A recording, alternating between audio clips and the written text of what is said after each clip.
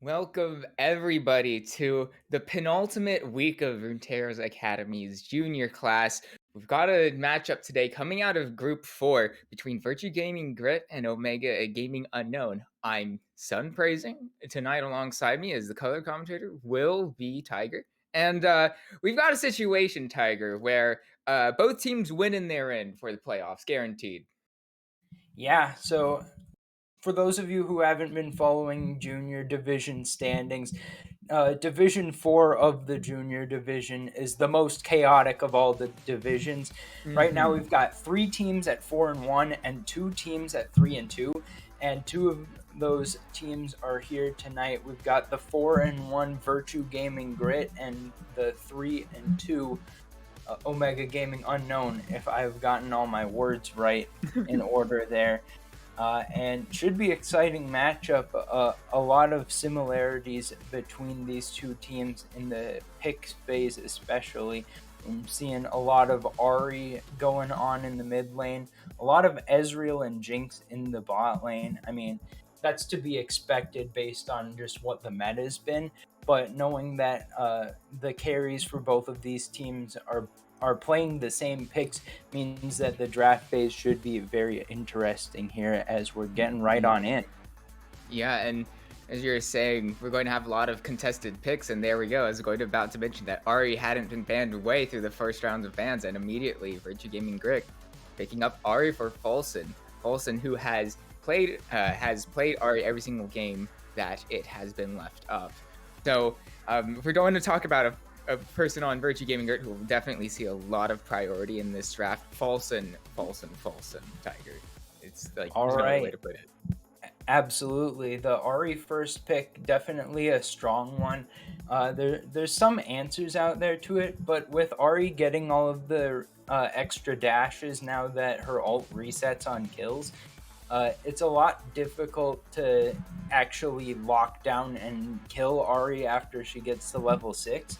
So I'll be looking to see something that may scale up alongside it in the mid lane.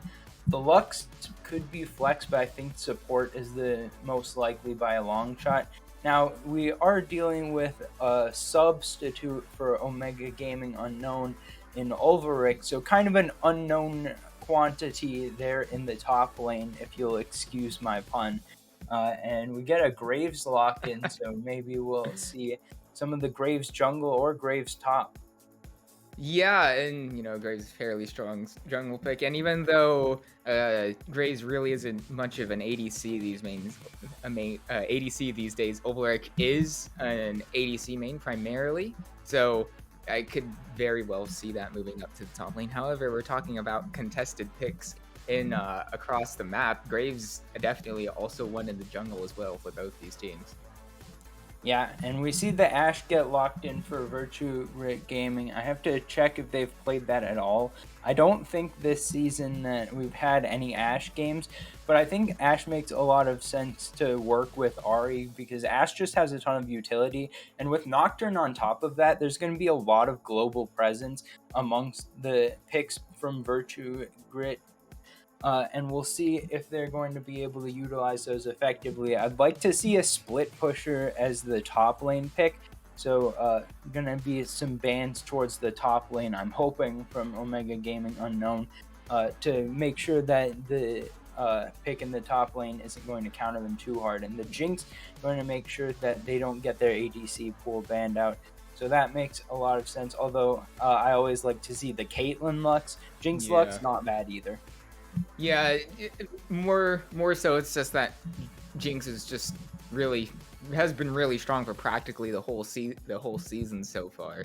I at least in my memory, I can't remember a point during this year where Jinx hasn't been a priority pick in the bottom lane. But yeah, I do agree with both these ADCs having a relatively wide champion pool.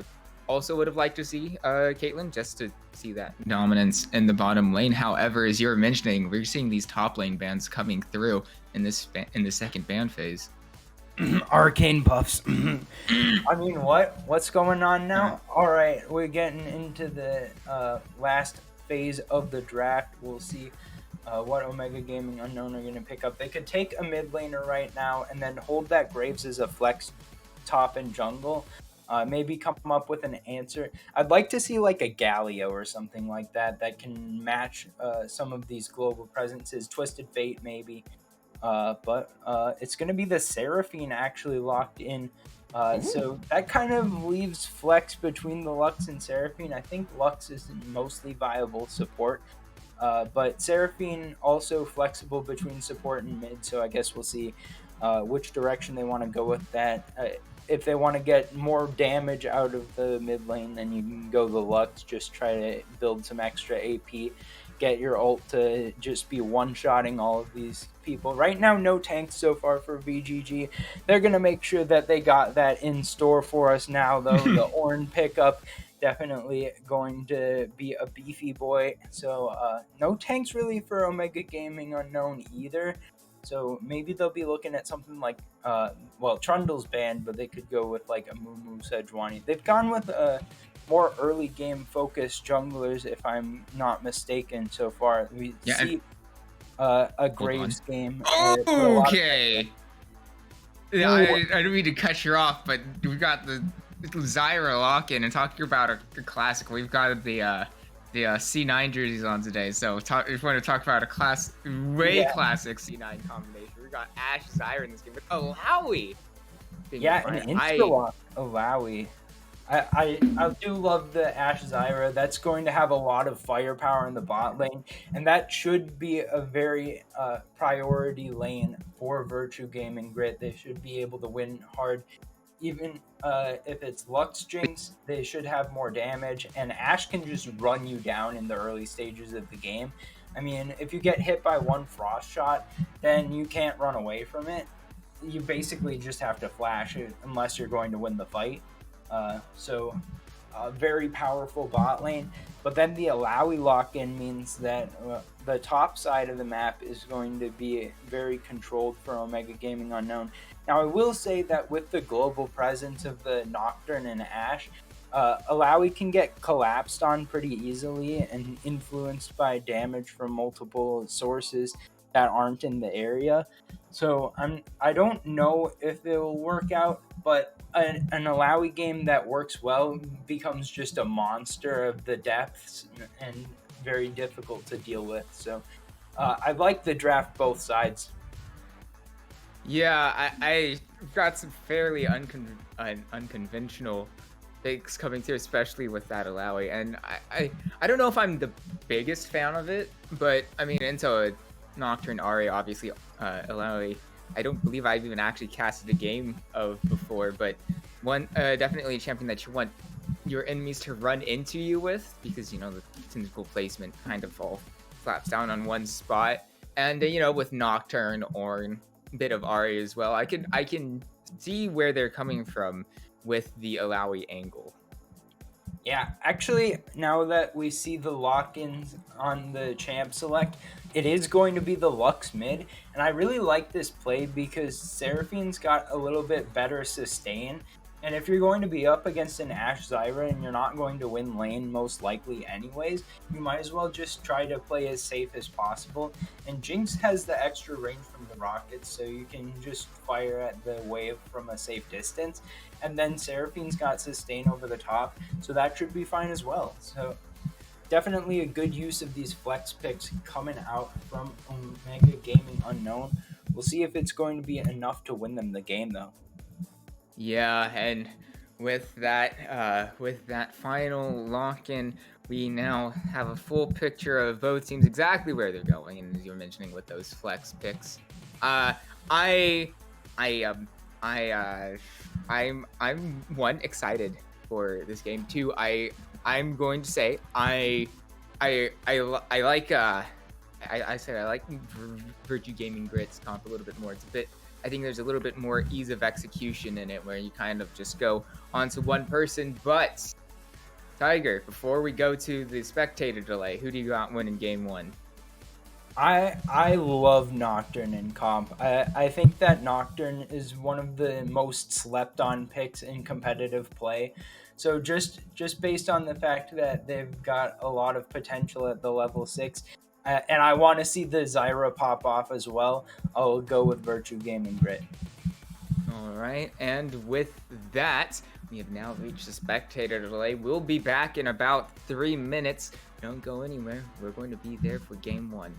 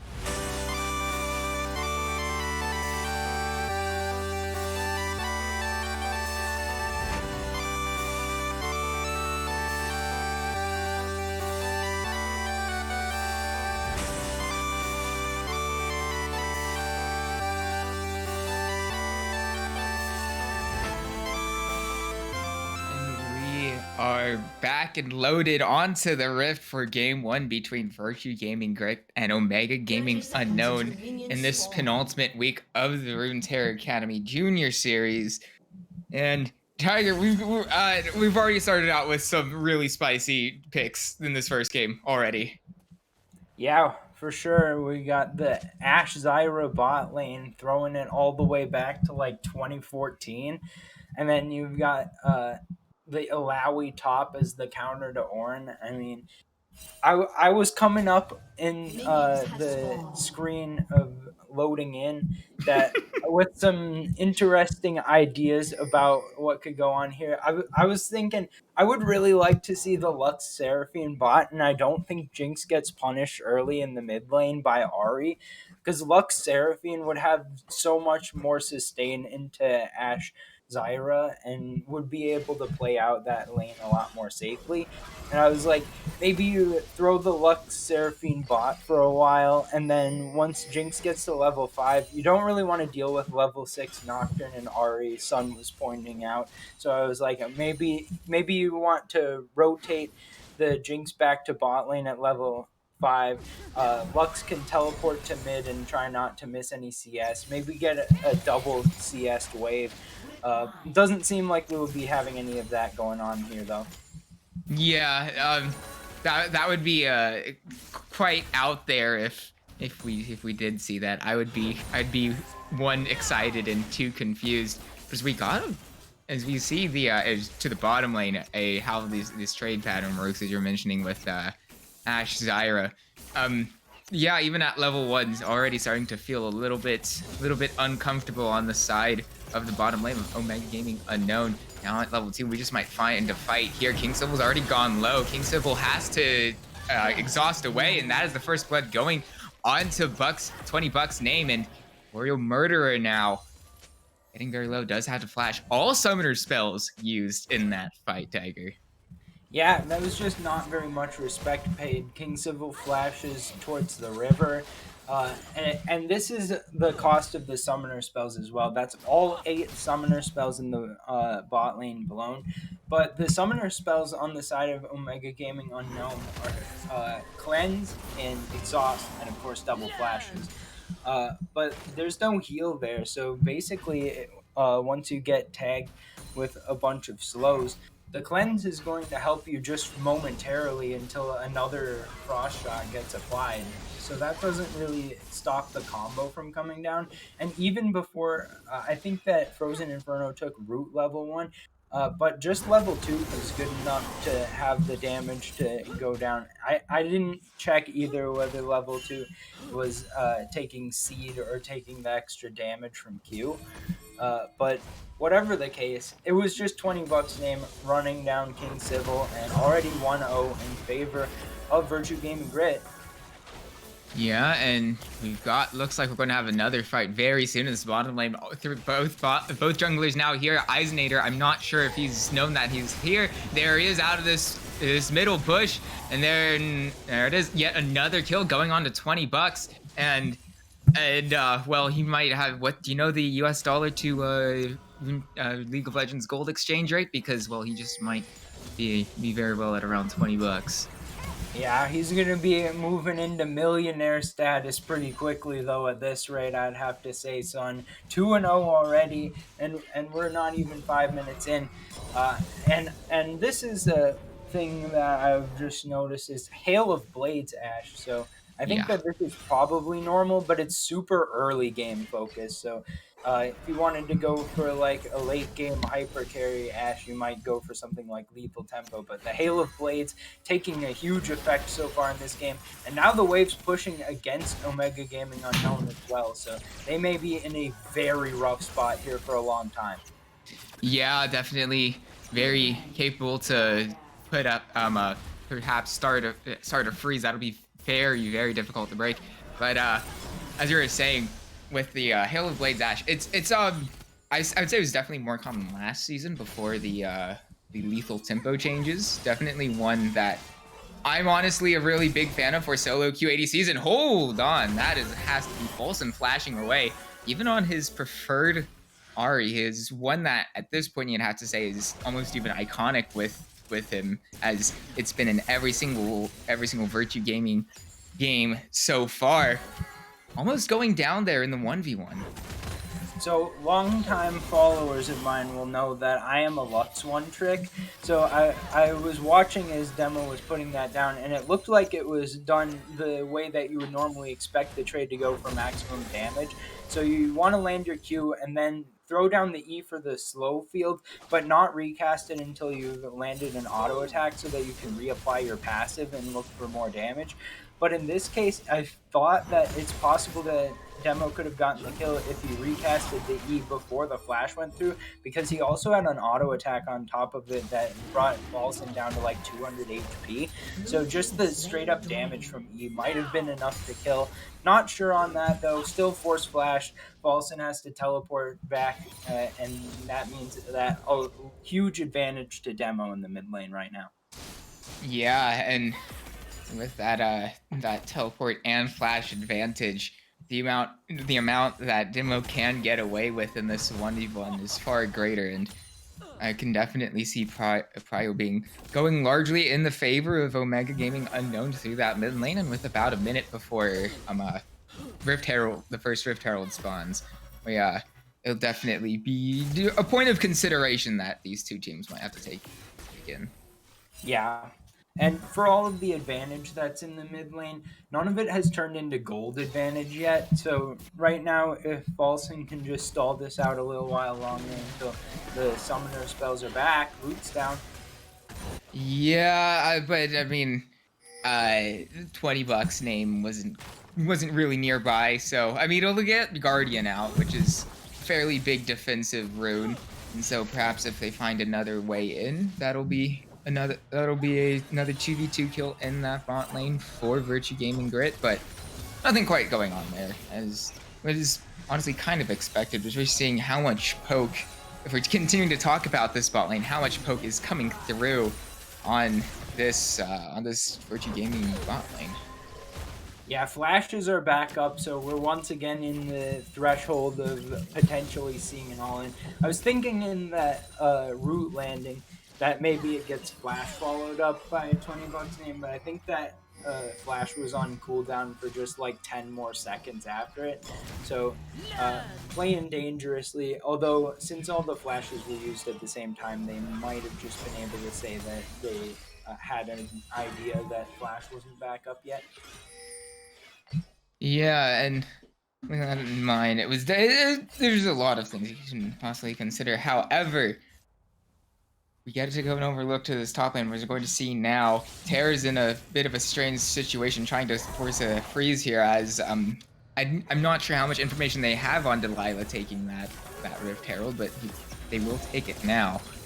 And so yeah, that's going to be Ornn walking away. He's going to miss out on quite a bit of XP and gold in this wave. Ooh, I would have really liked to see 20. Wait, hold on. Bot lane. Wait, Terra. We've got fighting all over the map. Health bar is going low everywhere. Delilah not quite able to get that kill onto Terra. And with that, this might even be the first. Actually, the final plate is a little bit hard to take, but still, at least 4 plates going over to the top lane of Omega Gaming Unknown. And we know they're in a not quite a must-win situation for playoffs, but they'd be in a world of good if they can get the win over an opponent with a better record so far. Yeah, I think that for either team, winning confirms playoffs. Wait, hold on, Volson! A flash product.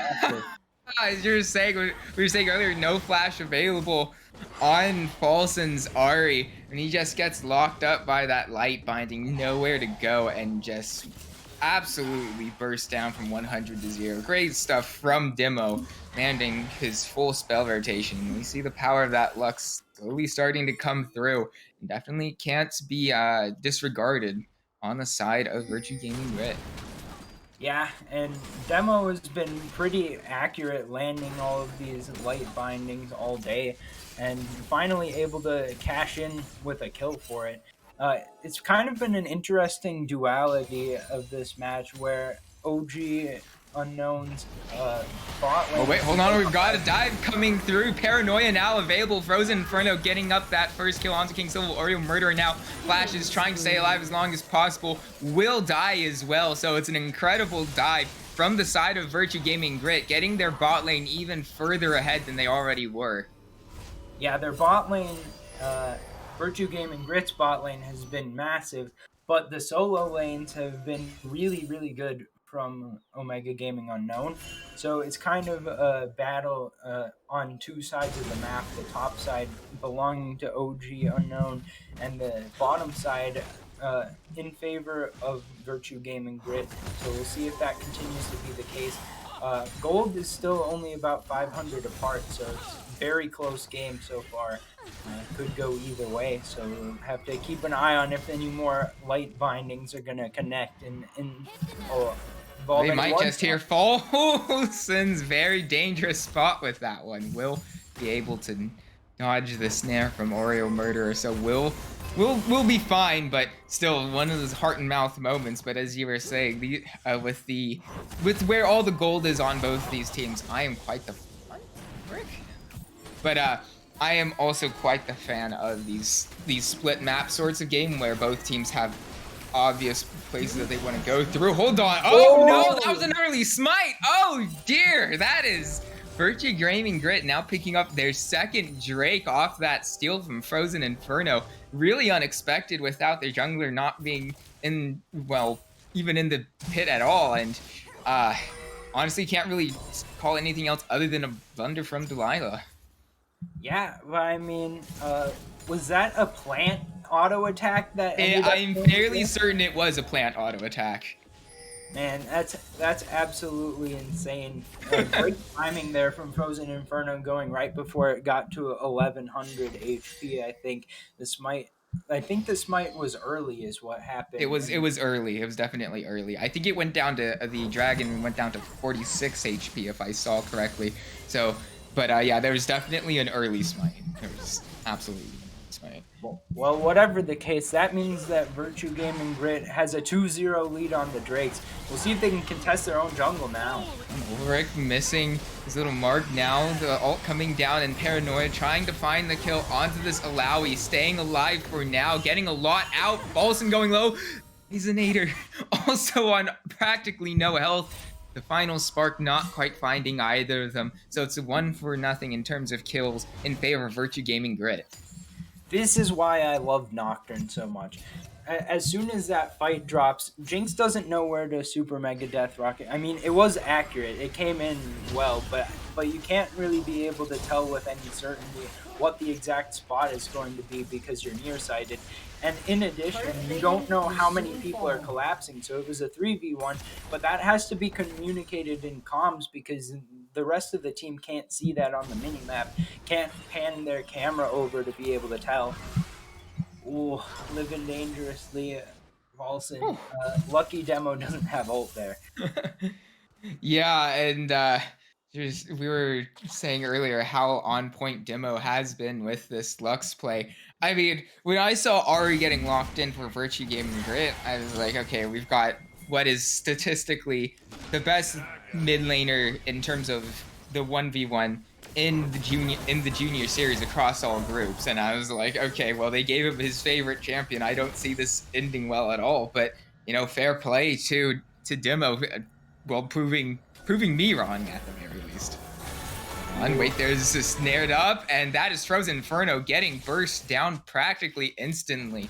Two instances of CC from Oreo Murderer are enough to give the easy kill over to Delilah. Yeah, we'll see it. Oh, I think that was a missed.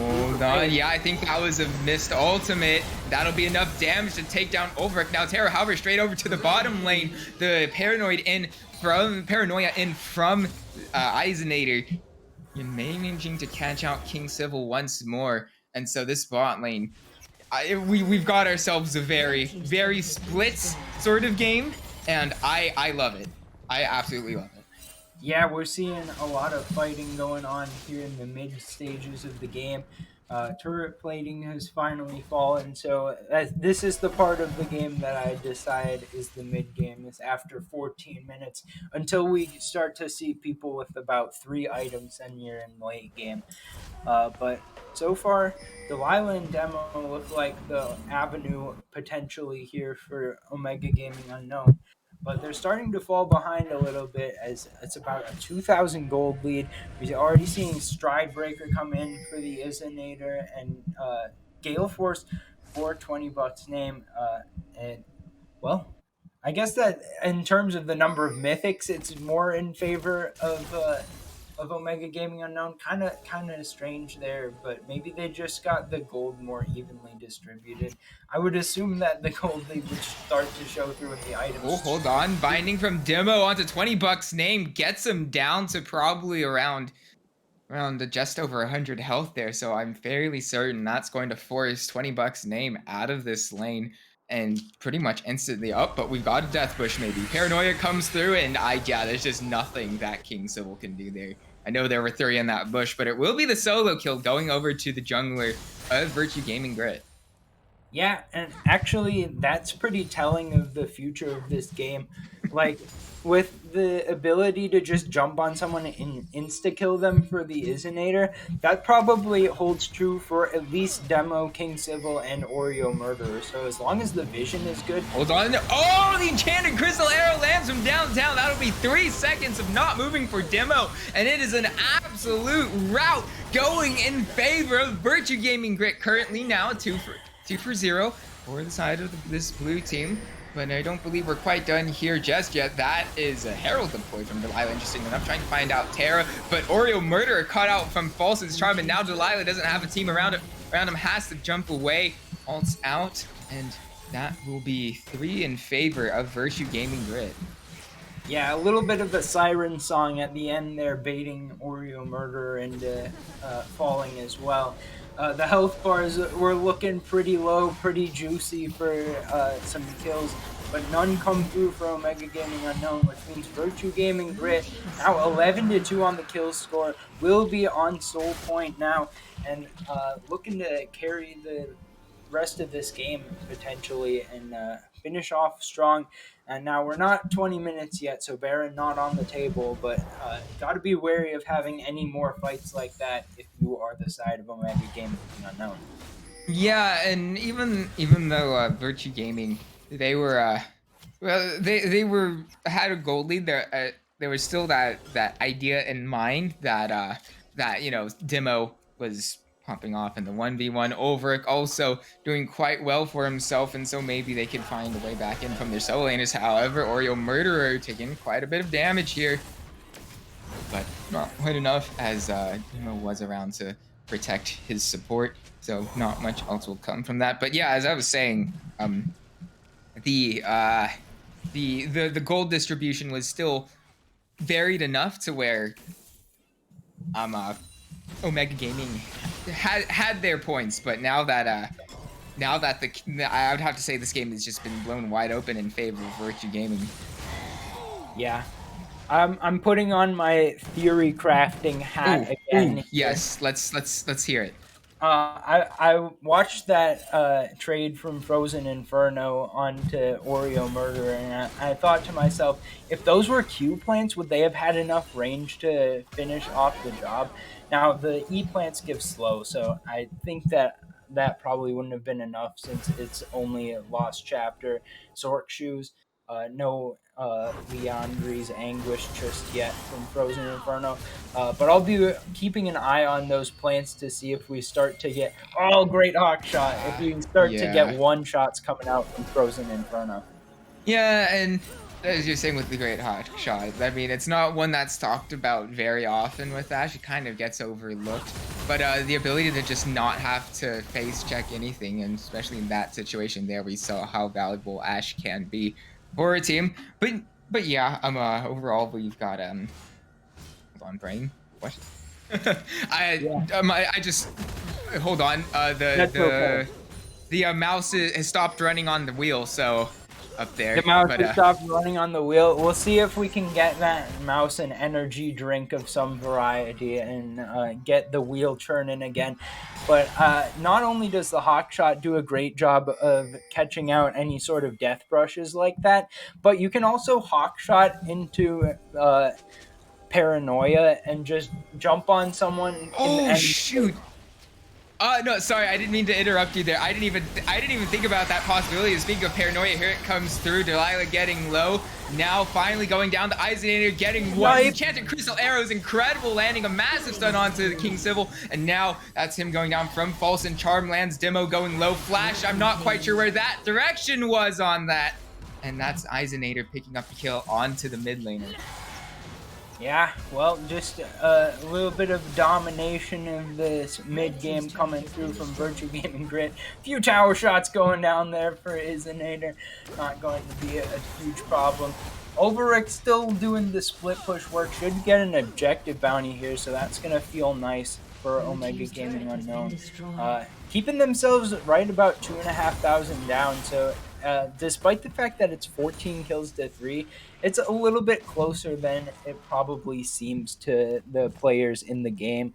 We'll see if the gold that Omega Gaming Unknown has accrued is actually going to be meaningful. If we can do gold check, actually, Ulverik has a 1,500 gold advantage over Terra right now. So, like, I did not expect that to be the case, but I guess if you take all the plates and get in 2 top lane towers, it starts to add up fast for you. Yeah, and with 40 CS, we have seen this story before. Eisenator taking down King Civil once more. That's a double kill going onto this Nocturne, and well, we've seen this story multiple times so far this game. However, we're still not done yet.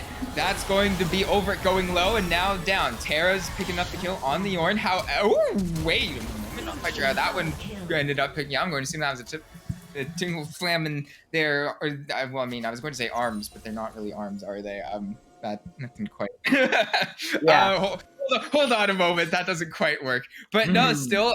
From the grave, Ulverik managing to pick up a relatively big shutdown onto Paulson. So if there's any consolation, there's that. More gold going on to the person who said was 1.5k up even. So, you know, you can take the positives when they come. However, this is Soul Point, and with no possibility of being contested, that's Ocean Soul over to Virtue Gaming Grit at 22.5 minutes. Yeah, so I think that I know what happened that allowed Ulverik to finish the kill. First of all, when Falson went in and got hit by the E, I was thinking to myself, wow, this is going to be an ultimate that's going to get 2 Aries. I mean, like, the more champions that are in... Oh, hold on. This just might be a pick from Demo. And yeah, that was just demonstrating to us how much AP he has on this Lux right now, completely deleting 20 bucks name through 1 spell rotation. He was there and then he wasn't, and yeah, just good use of vision from Demo. And actually, wait, we might just have a fight in the spot lane as Ulverik and Terra kind of wet noodle fighting each other, but you know, you can never roll out this Alawi when you run into each other like this. Terra getting dangerously low now. We'll just have to hop away. Yeah, so the point that I was about to talk about earlier is the exact thing that stopped that from being very lethal from Ulverik. It's the case that the ultimate spawns more tentacles the more people that are in it, and having the E pull into it. Oh, speaking of Terra, he's got Ulverik fairly low, but with the regen from the Ocean Soul is too much to handle. I mean, good mechanics from Ulverik, but at the end of the day, sometimes Ocean Soul says no, and hold on, this is very brave from the Eisenator. Brave but foolish, my old friend, and Frozen and Arrow following up, has nowhere to go, will be locked down. Delilah now picking up the kill onto that support. Falson trying to hop out and away, using the Spirit Rush to keep himself alive. Trying to get back in. Charm lands Falson. Won't be able to quite pick up the kill onto Delilah, though will require the locket use of Oreo Murderer. So at least one fairly big-ish cooldown expended as a result.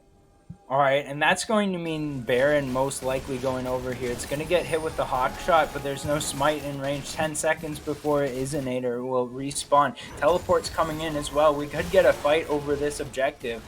Yeah, Ulrich having used that teleport is one thing we didn't quite mention, but return for minutes and no more Unleash teleport. Now the call of the Forge God trying to find out King Sybil does quite a bit of damage, and there it is, the Baron finishing off the kill onto the Jinx, though probably not the biggest kill ever, as Falsen gets the kill onto Oreo Murderer now.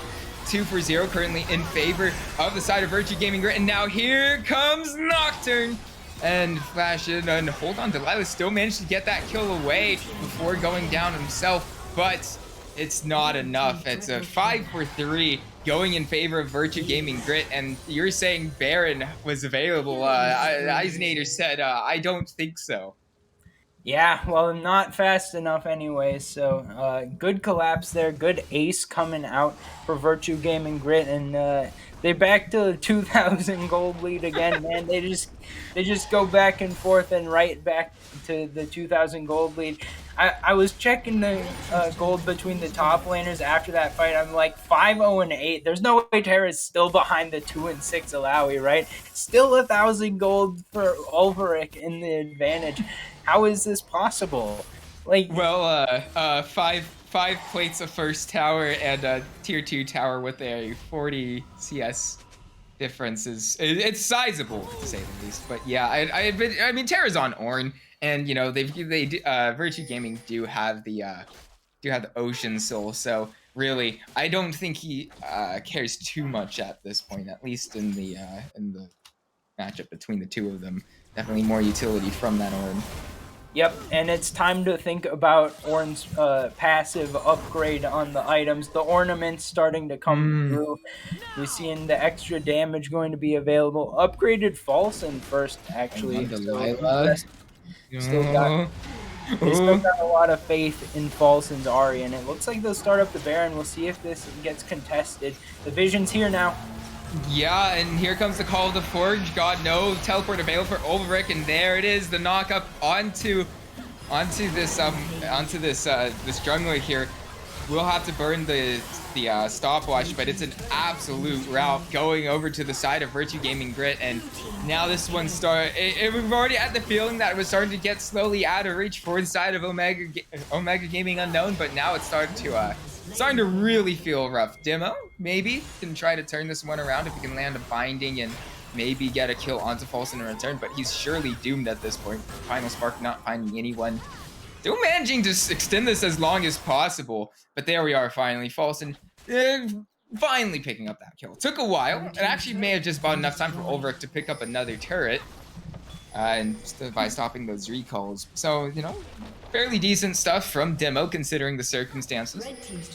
Yeah, but at the end of the day, just getting caught out for the kill again. Where's this enchanted pistol? Hold on, Flash encore onto Frozen Inferno, picking up that kill onto King Sybil, and straight over to the bottom side as well.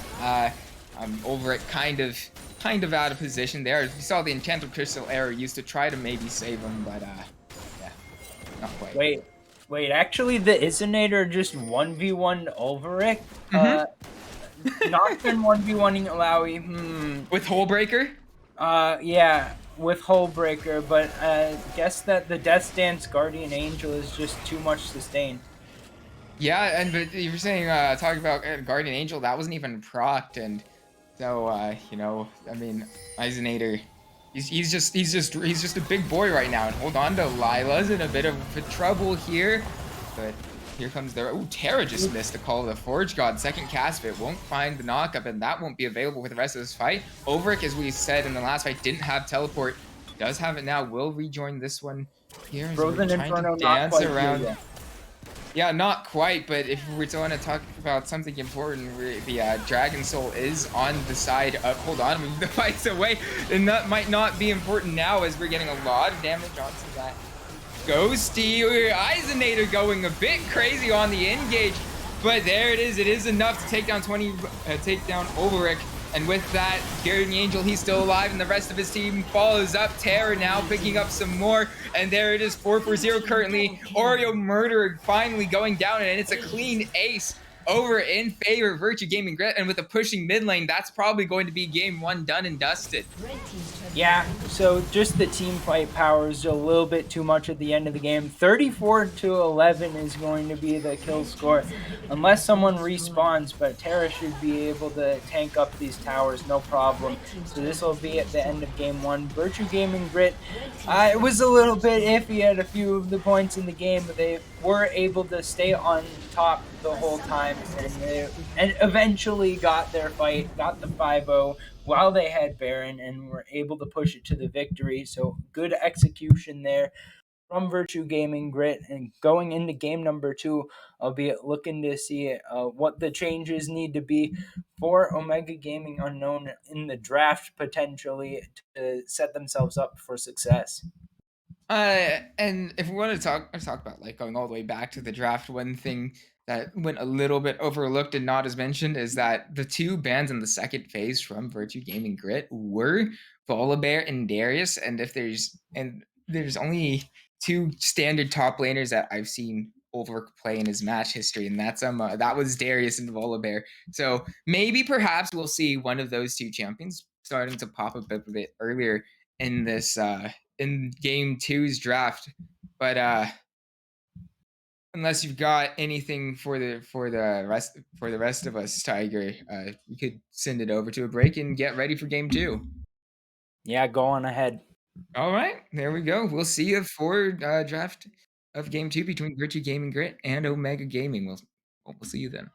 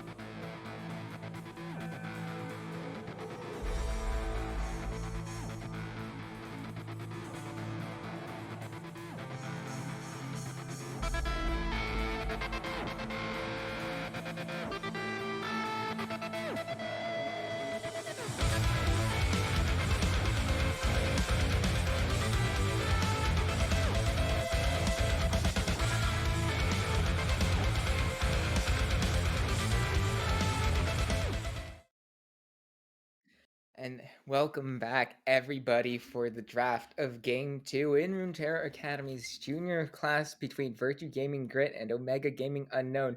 Virtue Gaming Grit, maybe not the cleanest Game 1 ever. However, they do sit on that first win victory, and we're in a situation where a second Game 2 win victory for them will mean they will have mathematically secured a playoff spot. Yeah, and that's always huge. Just making it into playoffs means you've got just a good a shot as everyone else. Of course, going for the top spot as well. Need to pick up as many wins and as good of a game score as possible. So those 2-0s definitely important as well. But Omega Gaming Unknown gonna have to see if they can find a comeback into this series with game number 2. They'll be switching over to blue side, so we'll see if they're going to be able to exchange the draft. Maybe the Ari Prio will come through and get the first pick, Ari over to Demo here. Yeah, and we discussed in the first draft phase how a few of these picks might be contested. We can also expect to see in perhaps some bans coming through in the top lane. Both Terra and Ulrich have fairly narrow champion pools, so if you can ban or pick one of them out of your comfort zone, you might be able to see a distinct advantage coming up there. However, I mean, Ulrich, I guess, didn't look too bad on the Alawi last game, so maybe not. And are those the same exact bans? Nope, Nocturne has hit the ban. Oh wait, yeah, Nocturne has hit the ban list, which is kind of understandable considering how the Eisenator popped off on that champion in game 1. But yeah, other than that, fairly similar stuff. That does mean that the J4 is open this game, so it could just be a switch of the junglers from... we're getting the Ashe Prio, actually. Did Ashe just pick up some buffs? I think that it was some cooldown buffs on her ultimate, actually. Early game Ashe ultimate cooldown buffs, is that right on 12.5? Yeah, and it also now has accelerating missile speed. So yeah. I think sick. Okay. Zigs into Ashe. Zigs into Ashe. That's what it is. Zigs into Ashe. Yeah. That was definitely something very common last season as well, or at least towards the end of last season. And that means Ari was left open, as we were saying. Fulson having a 100% presence on the champion, commanding either a pick or ban on the champion in every game so far this split. And well, it looks like that status won't change. However, we see Xin Zhao and then Vex getting locked in for the side of Omega Gaming Unknown. And Vex being one of that class, not necessarily classic because she just released not too long ago, but definitely a more anti-mobility sort of champion. Picking it into this Ari, definitely a game plan there potentially coming through, especially paired up with the AD, the physical damage from Xin Zhao. Yeah, so far, Omega Gaming Unknown's comp has a lot of emphasis on Xin Zhao carrying through the early to mid game, because Ashe and Vex both have the damage to be carries, but they're not like so damage heavy that they're going to be able to go even and then start to get on towards the late game and carry the team. I mean, Vex versus Ari, I think that Ari's probably got more damage in the late game. And Ashe versus Ziggs definitely is going to hit you with a ton of burst and have those bombs on a very short cooldown to just throw out over and over again. So I think that the Xin Zhao is going to be very important. You mentioned it after the second game, so I'll bring up that the Volibear Darius bans coming back around in the second ban phase. But with that said, Xin Zhao is very strong in the early to mid game. Bard! Ooh, all right. I love Bard. He's a great champion. That's all I have to say. Like, I just think he's not necessarily in terms of how he performs and like how strong he is. Great champion, 10 out of 10 design. I'm a Bard fan. We stand. Bard fan. I want to hear your Bard noises, son. Yeah, either way. I am buying into the Bard hype now as well, son. This is fantastic. It's Bard Ziggs bot, so you're getting your AD from Kindred as the marksman in the jungle. This sort of setup means that I'm expecting like a tank sort of top laner. Maybe something like Shen would be nice. Dr. Mundo would be pretty punishing into anything that doesn't play well early, though. So I like the Mundo pickup just being a threat. And then if they don't do anything else, then they don't have any tanks. So they're really relying on well-timed Bard ultimates and a lot of their mobility to keep them safe. And Kindred ultimates, of course, as well will do that job. But Xin Zhao against Kindred ult is pretty strong. Okay, we gotten really spicy in the second phase of these picks and bans. It was fairly standard for the first 2 minutes, and for a moment I was thought, oh, we can finally calming back down as the stakes get higher. These teams getting into a bit more standard, but then no, Virtue Gaming Brick, there they go. Bard Kled R4 R5. Wow. This is crazy. I don't think I've seen that 4-5 before. So what I'm gathering here from Virtue Gaming Grit is that they've essentially just counterpicked every lane as best as they can, except Ahri into Vex wasn't a counterpick. But they're trying to, instead of build a team comp, they're just trying to win every lane and then win the game through their advantages that they get out of this.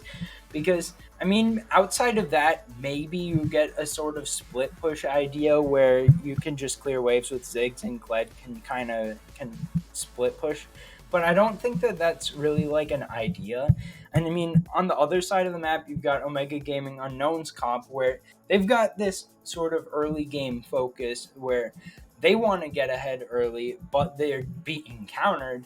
So it's kind of like both teams are in a really awkward spot where they're either countered in what they're trying to do, or what they're trying to do is specifically centered around what the opponent's trying to do. So it's going to be really interesting to see how this game plays out, because I really don't know how like a late game team fight between these two teams is going to look. It's going to have a lot of random stuff flying all over the map. So it's going to be pretty chaotic, whatever the case. Yeah, and even though Omega Gaming, if you look at their team comp, I'd say it's a bit more standard front to back. Even though that's the case, I mean, between Bard and Kindred being able to not to say no to dying forever between the two of them, I mean, there's a lot of dive coming out from Omega Gaming between Xin Zhao, Vex, Mundo, Karma, and to an extent with the Mantra E, or just speeding up one specific target. And I think there's definitely win conditions, how these later fights might want to be played out.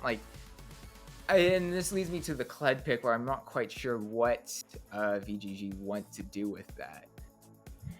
All right, so after a little further analysis, here's a few more ideas that I get out of these two teams.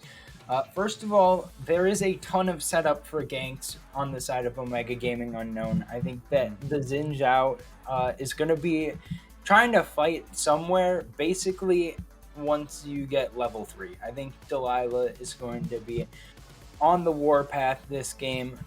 Definitely have the setup mid and bot. And top lane, I mean, if Kled ever overextends, he's very good at going in, but he needs his ultimate to get past everyone in order to really get out effectively. So it's difficult to outplay a gank as Kled, as far as I'm aware. Although the fact that he can use his passive to buy some extra time and absorb some burst potentially, that could help.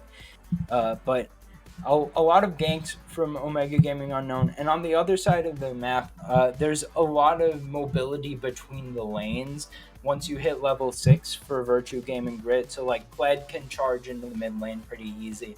Ahri can just step out of lane, and then once you get nearby in the river to top or bot, you just start dashing and then look for a reset. And then Ziggs can just drop the Mega what is it? Mega Inferno Bomb. Mhm. It's got a similar name to Jinx Ultimate. Yeah, But, it does. but Ziggs and Bard can both walk into river and throw stuff at mid lane. So a lot of mobility between lanes for Virtue Gaming Grit. Yeah, definitely. And you didn't mention Bard. I can't believe it. All right. The magical journey is was forgotten. You got to pick up But, all those times in between the lanes as well. So we'll see how much Roman coming out from Frozen Inferno. Yeah, I would expect it's quite a bit, but we are going to actually take a magical journey over to the break screen. But when we come back, we'll have loaded into Game 2 between Virtue Gaming Grit and Omega Gaming Unknown. We'll see you then.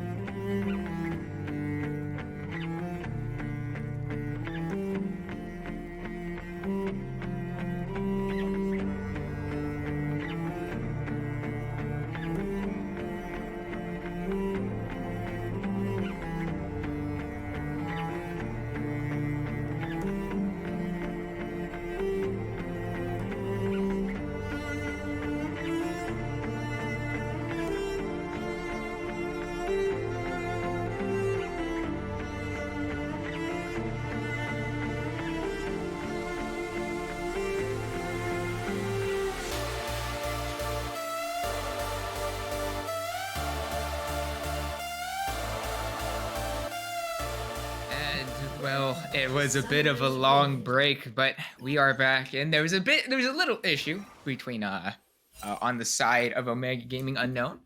King Civil 30 had seconds until minions it spawn. had disconnected while loading into the game, so it took a little bit longer than usual with the pause. Though we are back now, and at least from here on in, it should mostly be okay, other than some weird character icons on the right side of the screen. Yeah, so that's a question mark. They're almost in the shape of a question mark, actually. Oh wait, oh you're right. Shoot, wait, hold on. But it's the wrong team. That's Virtue Minions Gaming have Grid on Oh, spawned. that side, damn. not Omega Gaming. Unlucky. No, Wait, no. Ah, shoot. that would have been Uh, funny though. that would have been perfect. But it looks like we got a standard lineup for all 5 teams. No level 1 shenanigans. So while we're at it, we got. We'll see if Okay, the wait. invade. It gets a ward. That's a nice ward there for. It's one Virtue Gaming win. Not wait, yeah, Virtue Gaming wins now because one ward. It's super. Never mind. It's one CS advantage for King Civil. Yeah, it's actually wait, never mind, it's the other way around. It's actually over in favor of Omega Game. No, but in all seriousness, so it's just nothing really too outstanding coming out in these first few minutes, though that little extra bit of XP going over to King Civil will allow him to get level 2 a little bit earlier. However, Frozen Inferno in a bit of a tough situation here, getting slowed up by King Civil, and that's about half his health bar gone in this early trade. Yeah, gonna be able to get a little bit of it back with the health potions. I didn't see it if it was a. It must have been a Q take first. I was gonna say sometimes Bard players will take Shrine first and then like drop one at the turret in mid lane so that their mid laner can get an extra advantage in lane. But nope, just taking the Q start, just trying to get some advantages in lane. But we're already seeing the power of the early game Ashe. This is lethal tempo, so it's not as potent in the early game, but has more carry potential. Yeah, definitely a change away from the Hail of Blades Ashe. I'm honestly a fan of Hail of Blades Ashe. It's just so fun to play, in all honesty. You just auto attack them once and run them down, and you get your Q. But either way, sometimes fun isn't necessarily the name of the game when you're trying to make playoffs, and all the while we've got very aggressive trading between these two bot lanes. And so we just might see, maybe we might just see some blood getting drawn here early on, but actually straight up to the top lane, Ulrich getting ganked by the Eisenator, and that's the first blood going over to Terra. Now in the mid lane. Folson, however, will get marked up by the Wind Becomes Lightning and will now go down. So 1-for-1 across the map between these two teams. Yeah, we're already seeing some similarities to last game. There were a lot of kills that went over to Taro and the Eisenator in the top lane. But Ulrich was able to play that out all right anyway, so we'll see if that's similar this time around. And Demo getting the early kill on the Falls, and even earlier than last game. I was looking to see if Frozen Inferno was going to like steal that with the auto attack passive there, but no, the Scuttle Crab is secured by Delilah. Yeah, and I mean, it's I respect the decision from Frozen Inferno. However, we got a gank into the mid lane. Eisenator looking for another one here. Demo going low, and that is a tower attack, and that's the wrong side of the map there, sir. Yet another kill going over to the side of Virtue Gaming Grid. Yeah, well, they're looking strong early on in this game. They're trying to push out their gold lead so that it doesn't get stalled out at 2,000 again. Anyway, we've got Terra remounting here, and we're looking like with the magical journey. Yeah, there it is, coming from a very strange angle, unexpected. Ulrich does go down. Frozen Inferno being the one being able to pick up that kill. And so even though that kind of puts 20 Bucks' name all on his own in the spot lane, I think the side of Virtue Gaming Grid are feeling happy with how this game has gone so far. And that's one of the nice things about Ziggs is that you can effectively CS from like 1,000 units away at level 1.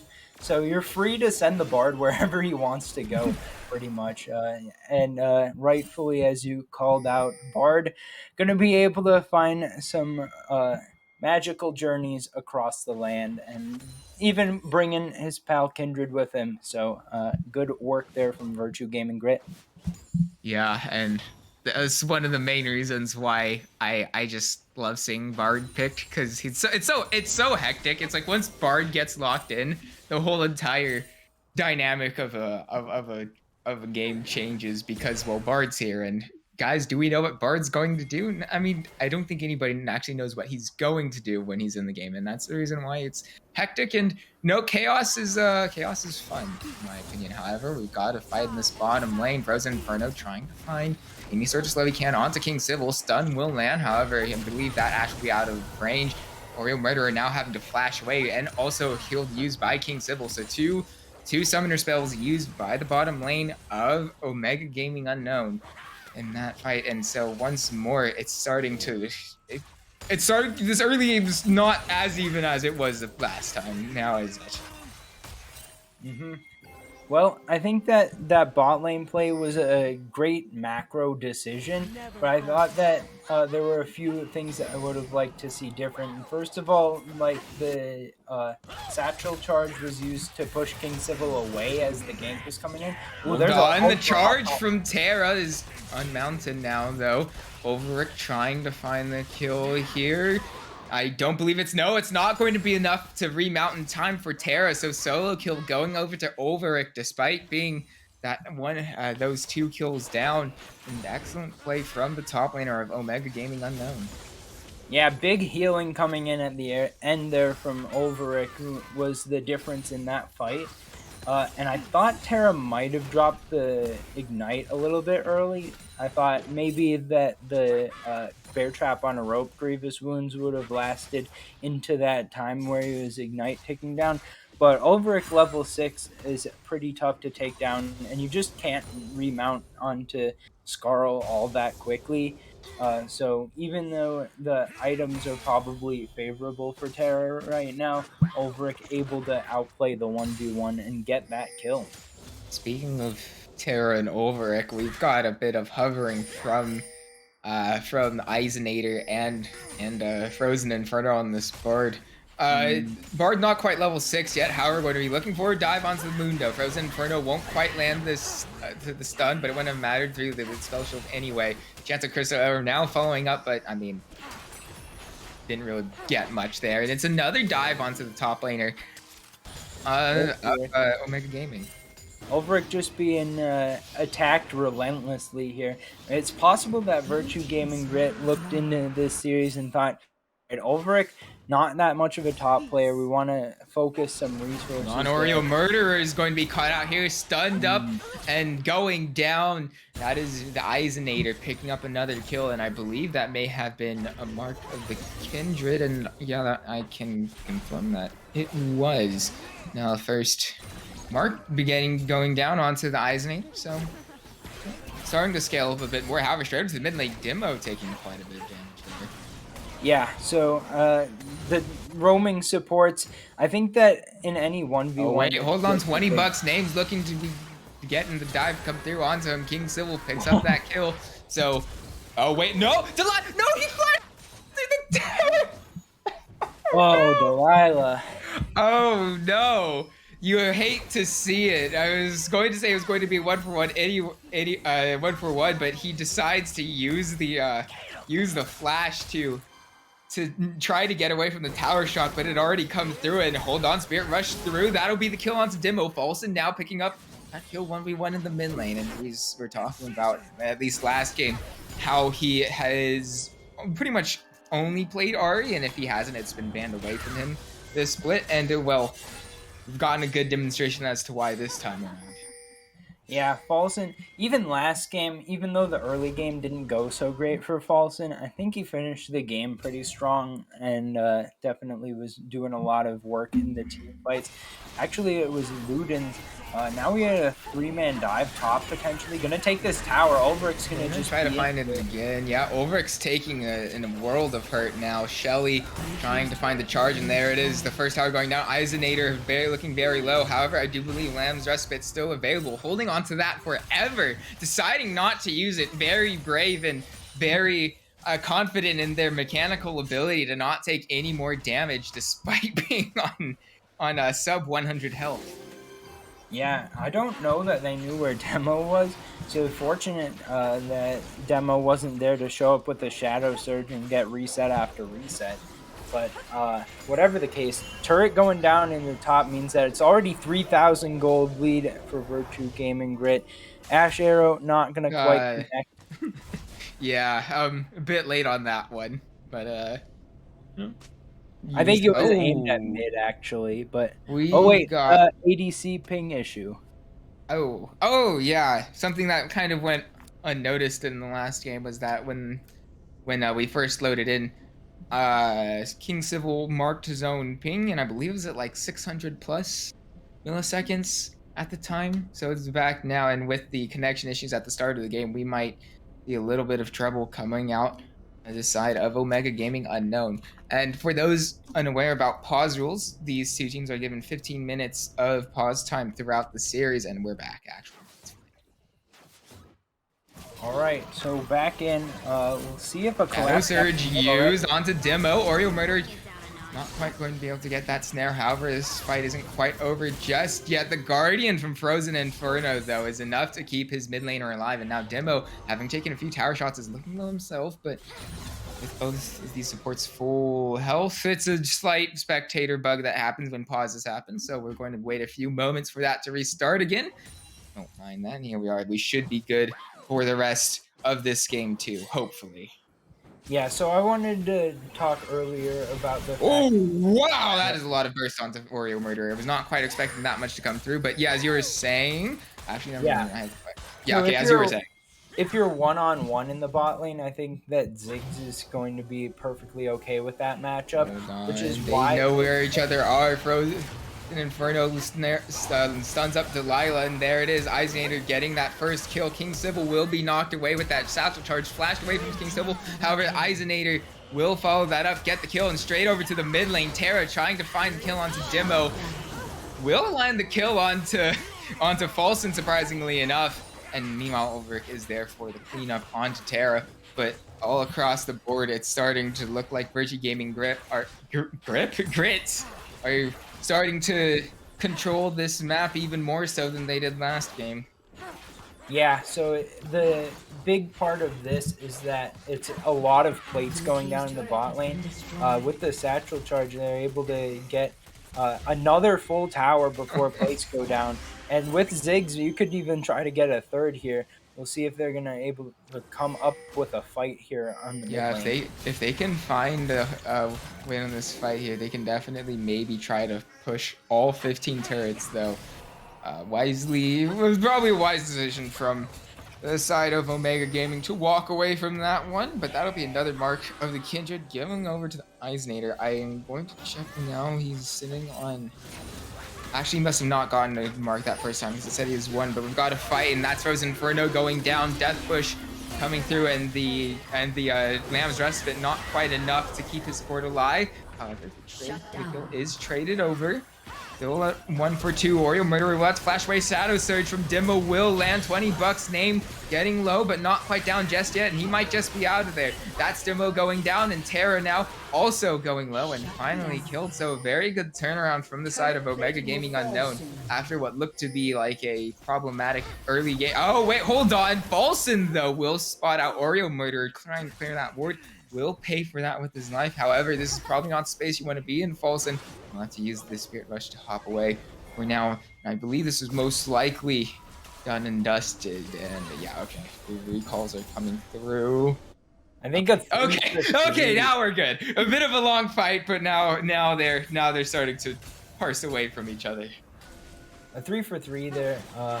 And plates are finally down, but with the 2 towers already being taken, that means it's over 4,000 gold advantage for Virtue Gaming Grit. And with this early gold lead, they should be in a position where any team fight that they take should be advantageous for the next few minutes. So they've just got to make sure that they're getting pressure around these objectives. Unfortunately, they gave over the first Drake, so they're not going to be able to get Drake stacking Oh, wait, very hold on. quickly. Terra's back here. Found King Sybil.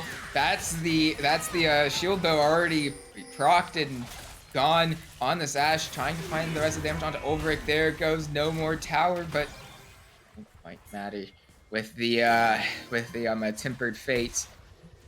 Disabling that for a bit, but walk away. Diving Mundo probably not the easiest to do. Yeah, it looks like Falsen might get the rest of this tower here with the wave coming in. So that's going to be 3 towers to 0 in favor of Virtue Gaming Grit. And they'll just keep on pushing their advantage forward. It's now 5,500. They got another Rift Herald coming up, so they can keep up the pressure. And we'll see if any fighting over the Scuttle Crab. Delilah's too slow. Ooh, whoa, that enchanted crystal went very close. However, closest only counts in horseshoes and hand grenades. So Yeah, that's that'll what they be one. told me too. Yeah, Horses a yeah. hand grenade, but surviving the ash arrow by the skin of Isonator's teeth, and we'll see if the fight comes around this Rip Herald. I was kind of expecting to see an immediate priority of it from Virtue Gaming Grit, but they've decided to send out people to different areas of the map. Resonator will know where Ulrich is. When it becomes lightning, not quite able to have the charge, will find the rear of Omega Gaming Unknown. Ulrich has to flash away, but the re-engage from Delilah, trying to find any sort of damage, not quite doing that there. And Folson's gone down to about half health. There it is, the Inferno, the Inferno Bomb lands there. Folson will be locked up by the tempered fate, though his allies won't stay his allies won't stay alive long enough. And all the while, the rest of this fight is going well in favor of Virtue Gaming Grit, and there it is, the ace going over for Virtue Gaming Grit at 16 minutes. And this is starting to look. I mean, I'm not even starting to look dire. It's starting to look more dire for the side of Omega Gaming Unknown, and just more difficult for a way back into this game. Yep, the Isonator hitting a triple kill. Ooh, Enchanted Crystal Arrow, but there's no follow-up to that, really. So Frozen Inferno is going to be just fine here, walking back out. They only send one to take the Rift Herald, which I think is an intelligent play, because that means that the rest of the members can go take away some of the enemy jungle, can go take some more gold off the map, and extend their lead to almost 8,000. They'll have a Rift Herald in tow, so they can just keep pushing it forward. And right now, Omega Gaming Unknown is just at the mercy of Virtue Gaming Grit. Yeah, I mean, the just the wallet gap is a little bit too hard to overcome once it becomes this big this early on, and I mean, maybe they find an incredible pick to a straggler that isn't named Eisenator.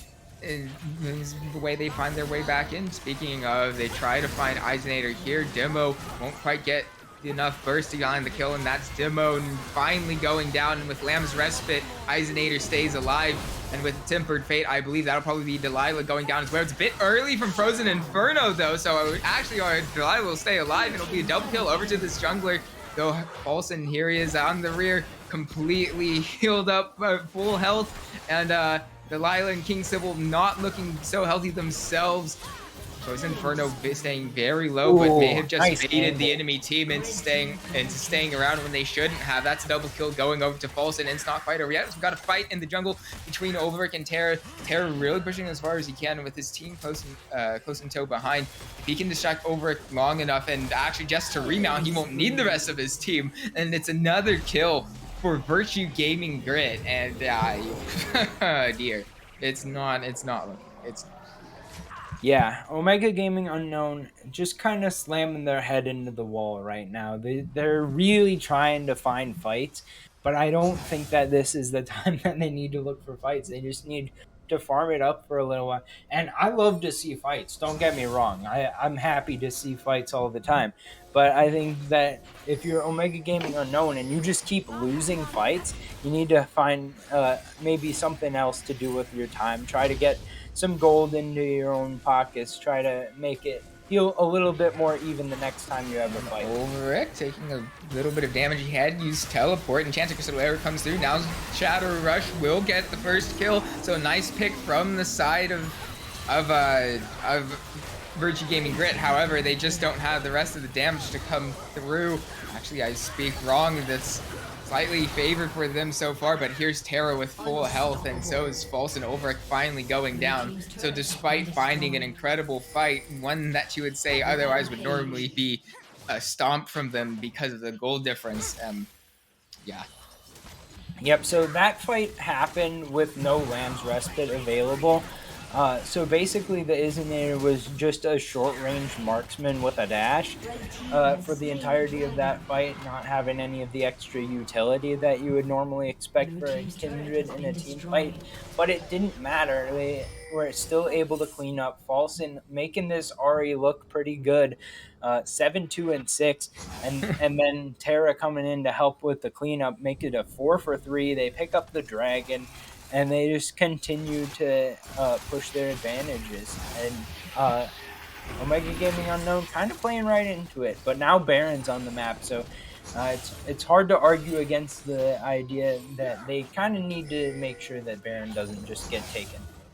Yeah, and it's a bit of a slight shame, really, because Omega Gaming, especially those last two fights, clearly have shown an understanding how they want to play their comp. It's just that they're sitting at so far behind that just playing it correctly just really isn't enough. It really isn't enough currently. They don't have to play it correctly. They have to play it perfectly down to a T, and even then, that requires circumstances to be met for that to happen. So.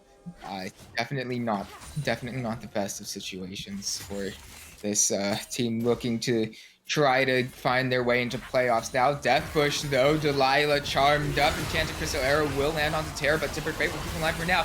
Spirit Rush, though, into the backline will find one from Demo. Lamb's Respite not in time. Izanator now going down as well. That is a double kill going over to the Vex. However, Falson is still full health. Delilah now burnt down, and that was a good beginning to the fight. For the side of Omega Gaming Unknown, there's just too much damage from Virtue Gaming Grit, and that is a 3 for 2 over to the side of Virtue Gaming. Yeah, 4 for 2 even. Ulrich, the only surviving member. They got a ward in the pit, so maybe Ulrich comes in and tries to pull shenanigans. And there's not a lot of DPS here, but with Frozen Inferno, it should be a decently healthy take. It looks like Terra's going to go in. Yeah, and there's no smite either. They're down to about half health. This ain't over yet. Spell Shield does come through. Ulrich now on a very low health. Hold on. 1, 2. Not quite enough. I'm forcing to find the kill. Then Enchanted Crystal will land. Ulrich, there it is! 1k shutdown onto Ulrich with an incredible Enchanted Crystal Arrow from downtown from King Civil. And, you know, that's like 1k gold. It's a step in the right direction. It's a step in the right direction. Absolutely. You gotta get 1,000 gold before you can catch up on the gold. Unfortunately, still 8,000 remaining on that gold advantage. And the Baron is still up, so maybe next time there will be more vision prep from Virtue Gaming Grit if they want to take it a little more cleanly. But for now, they should still be in a pretty comfortable position. They should be able to get some poking ahead of time as well with the Ziggs, with the Ahri, I would expect. And maybe a good Bard ult would just seal the deal. Yeah, you could really say it tempers their. Okay, no, I'm not going to that. You already said it. It's out there. It's out there. I didn't finish it. You have no proof. I could have said tempered his fat, for all you know. However, that Enchanted Crystal will be cleansed by $20 today. We've got a fight coming through now. Terra using teleport, and now with charge available, we'll try to find the rest of Tempered Fate. Will go through. Run up Delilah. It will be enough to find the kill onto this jungler. Probably not. as they're both going low. Demo now tries to find his way onto the backline, but he will have to burn Zanya's going low with the mantra. Eve will finally go down is Demo. Eisenator burning Lamb's Respite really late on here, but it probably won't be enough as it isn't there. Shield from Karma will keep Delilah alive. So currently still in favor of Omega Gaming Unknown, and a really good fight despite their massive gold deficit. Yeah, and that's sort of the trouble that I foresaw coming for Virtue Gaming Grit. Their comp is just not that good.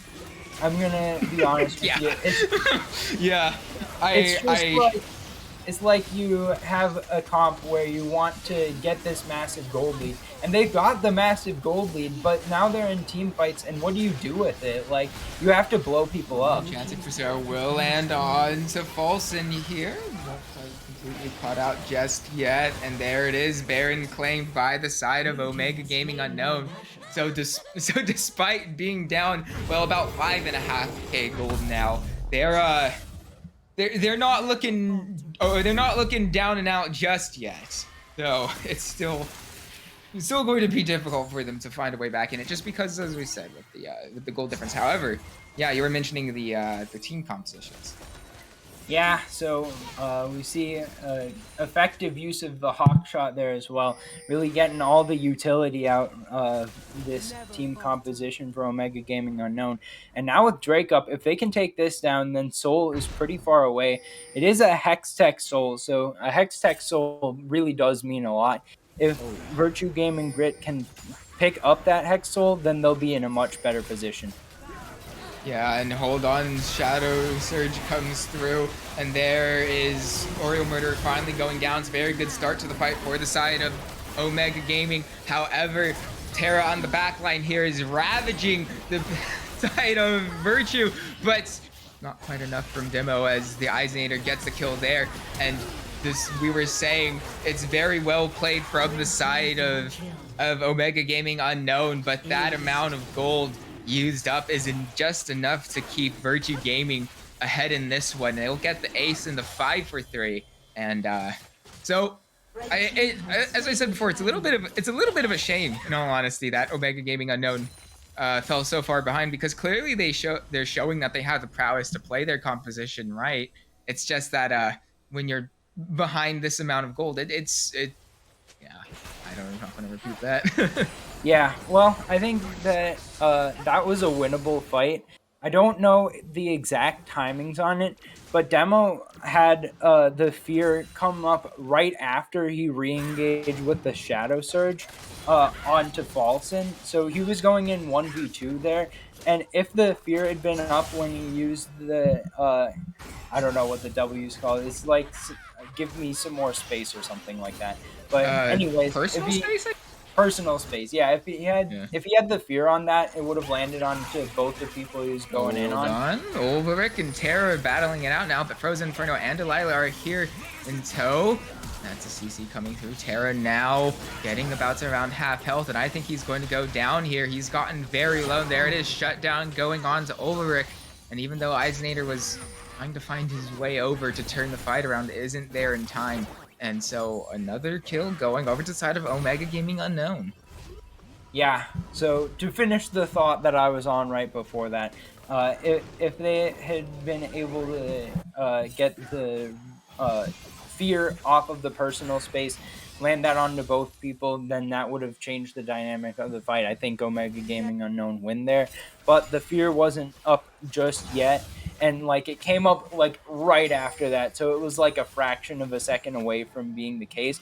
But immediately on the re-engaged Demo got absolutely blown up, 100-0, and that ended up meaning that the member advantage was in favor of Virtue Gaming Grit, and they were able to take advantage of that.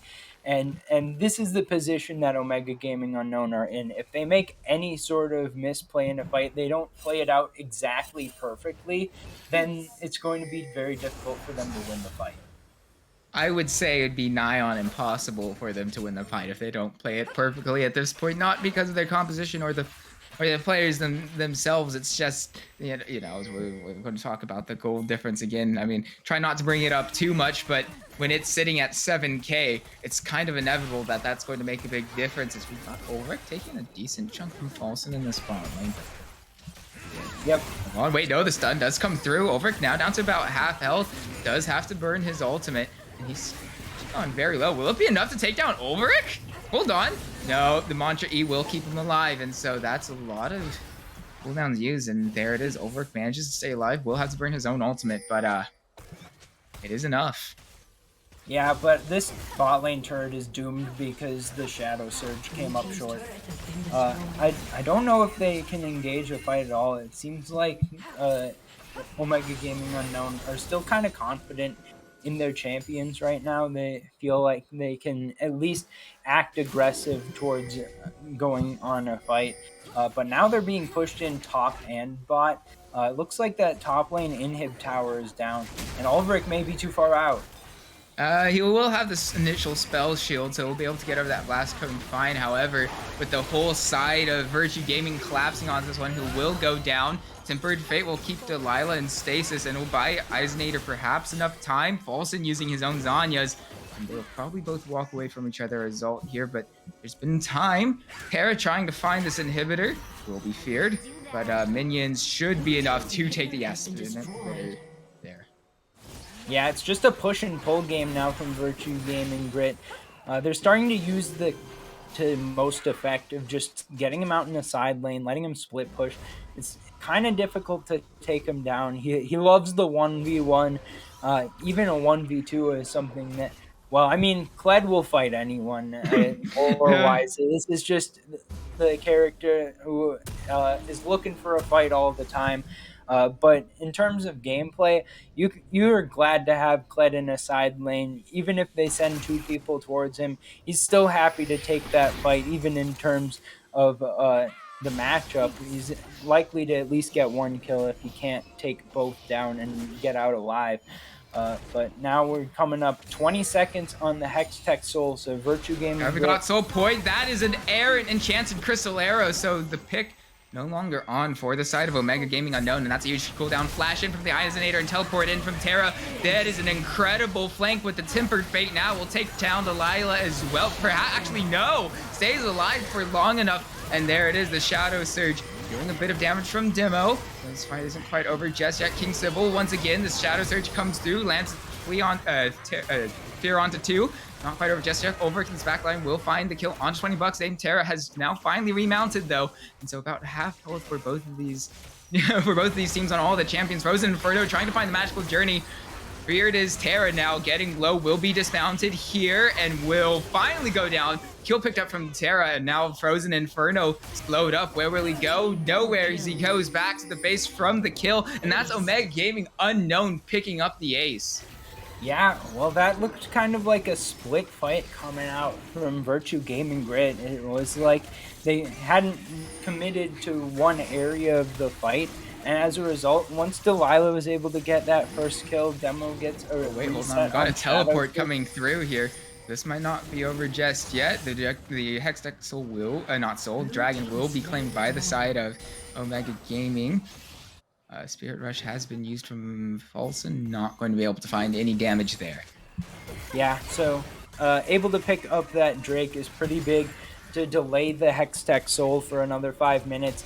And the longer that this game goes, the more that Omega Gaming Unknown, just having a comp that does things is going to give them extra leeway into their fights. The gold lead is going to stick around 5,500 gold as long as nothing else comes up. Baron's available, so maybe that's the avenue that is chosen by Virtue Gaming Grit to try to finish off this game, but they need to get the Nexus destroyed very soon, or else they could find themselves on the wrong side of the game. Yeah, and considering how dominant they were for the first 15 minutes, it'd be a very disappointing loss for the side of Virtue Gaming Grit. However, they've gotten the Baron down to about 3k health now. Enchanted Crystal Arrow comes through. Shadow Surge will come through, not in time to get the steal. However, Demo will find the kill onto 20 bucks Dame, but the turnaround from Eisenator gets a lot of damage, gets the Ash as well. And Frozen Inferno, however, is left out to dry. That's a double kill now. Ulrich finds Terra in the middle of this Baron pit, with the magical journey being enough to follow away. Frozen Inferno probably not intending for that to happen to his team. And it's another one fight for the side of Omega Gaming Unknown, despite not quite picking up that Baron. Yeah, so they're able to get. Hold on, wait. Overix looking to continue this forward. Flashes over. Mundo goes where he pleases. It's not enough to find Falson. Falson now surely going down. There it is. The ace. The little bit of a delayed ace going over to the side of Omega Gaming Unknown. And you're saying this slowly starting to turn back around. And slowly but surely, we might even say that at this late on, the gold deficit might just practically be negligible. Well, it's certainly going to be eliminated by a couple more of these towers being dropped here.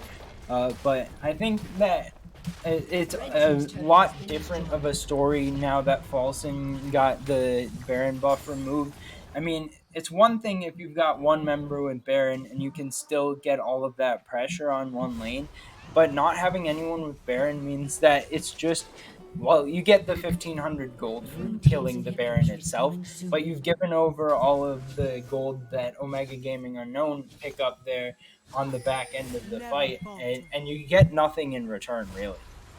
Yeah, not anything in particular, as it would have been. As you said, there would have been some extra pushing potential if Folson hadn't gone down there, but it was still very good awareness from Ulrich to really turn that fight from being favorable to being absolutely incredible for the side of Omega Gaming Unknown. And with the next straight coming up in about a minute and a half, they might start feeling confident about their ability to win this game and send us to a game 3. Yeah, well, going into this fight, let's take a look at the things that we need to keep in mind. We've got a Zhonya's and a Guardian Angel available on Omega Gaming Unknown with Demo and Delilah, respectively. And other side of the map, Zhonya's for both carries on Virtue Gaming Grit, Guardian Angel for the Izinator as well. I need to check if that's on cooldown. I think that it is available right now with the passive respawn. But also, Terra has the ability to split. Oh, wait, hold on. Frozen Inferno doesn't know the death push is there. Kicking down to about half health now. Little bit of a delayed burst, but I will be able to pick up that count and now on a killing spree. So right before this fight begins, that's Enchanted Crystal Arrow landing onto the Izinator. Lamb's Respite used a little bit early as well. As the GA popped, but there's none of his team around, so that is most likely the Kinji going down. Actually, no, he'll be able to flash away. But straight over to this top side, that's another inhibitor, or at least the same inhibitor going back down. Terra looking to remount as he's almost has enough courage to do so, but he might not be able to get in time. Izinator on the back end somehow went down. We wouldn't quite get a look of that because we've got a fight here in this top lane on a retreating Virtue Gaming. The charge is going to be more of a run than anything, as they'll send this team out there. But still, overall, that's going to be Omega Gaming Unknown continuing to finding advantages in these fights and really starting to chip away at the confidence of Virtue Gaming Grit. Yeah, and the Izinator being dead means that basically this Hextech Drake is certain to go over to Omega Gaming Unknown, and now it's double soul point the next time that comes up. So Hextech Soul, if you get it for Omega Gaming Unknown, that's almost game-ending level good. I mean, it's still going to feel really nice if it gets picked up by Virtue Gaming Grid, but that just gets them back to a position where they're about even on team fight power. They are able to take down the inhib in the top side, so we'll see if they can use that pressure to help them secure anything else. Maybe try to get another one of those inhib towers. But now that they've got everyone back on the map, they've got to find some sort of answer, and their comp doesn't lend itself easily to knowing exactly what you're supposed to do. Yeah, their comp's definitely a weird one. I was a bit confused by the Kled pick when it came through because, you know, Kindred, you want the enemy to mostly run into you, so you can use a well-timed Lamb's Respite to bait out most of their cooldowns, and, you know, $20 name on Zig's not exactly the most dive like champion. I mean, he does have the ultimate to launch from range, but other than that, it's really tough for him there. But then you throw in Terra, and it's just like, okay, so Pled wants to constantly go in and fight up close, but the rest of his team not as much. So it's a bit of a mismatch from the composition of Virtue Gaming Grit. However, they still do have a lot of these structures still to take down, and they can find a bit more here as Terra's finding his way onto Overrick. Great trap on a stick used and off the way. Yeah, so I think that the last point that I want to make before we go into probably an endless flurry of fighting until everyone is dead is that I think that in some of these fights I've seen a mistiming of ultimates with Virtue Gaming Grit, where Frozen Inferno throws down the Tempered Fate on top of the Izinator's Lamb's Respite, and I don't think that's optimal. And we'll see if they do the same thing again. Hold on, Shadow Surge does land. Frozen Inferno going low. However, Folsom will get the early kill onto Demo. Delilah now in the Baron pit going low. Delilah manages to stay alive for a bit longer with the Guardian Angel. Terra now having that, and I do believe that was the Baron going over to the side of Virtue Gaming Grit. However, losing team members in that fight means they won't quite be as bad as last time, having lost all the Baron charges, but still they'll not be in an optimal situation with them. Yeah, we'll see if they can defend this tower. They've got a lot of wave clear between Ahri and Ziggs. They do, but this tower is going to be taken together. They probably took one tower shot as a result, but one tower shot at level 18 is not exactly going to be hurting anyone, so... Another mid tower gone, and slightly once again chipping away is Omega Gaming Unknown, but really it is chipping away, and well, once you finally get through, I'm not sure if they've quite hit a break point yet, but if they have it, they're awfully close. All right, so this Baron is going to be big because it's going to still be on when Elder Drake spawns, or not Elder, the Hextech Drake.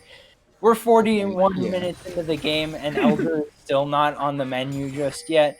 But the Soul is almost as important as Elder, so whatever dragon that's coming up right now is going to be up at the same time as the Baron buff, as long as 20 bucks and Falson stay alive with that Baron buff, so they can try to get the lanes pushing. Terra is back on the split push grind. We'll see if they can get minions into the base. That would help them a lot on the securing of the Hextech Soul. Yeah, and they definitely have that side lane pressure. Terra still also has teleport available to him. Their inhibitor's back up, but I would have to imagine that goes down almost immediately. Overwork is here to try to stop it, though, and with 2 teleports up, we've got a few death bushes kind of hanging around each other. Very tentative from both teams. Both teams knowing what's at stake in this matchup.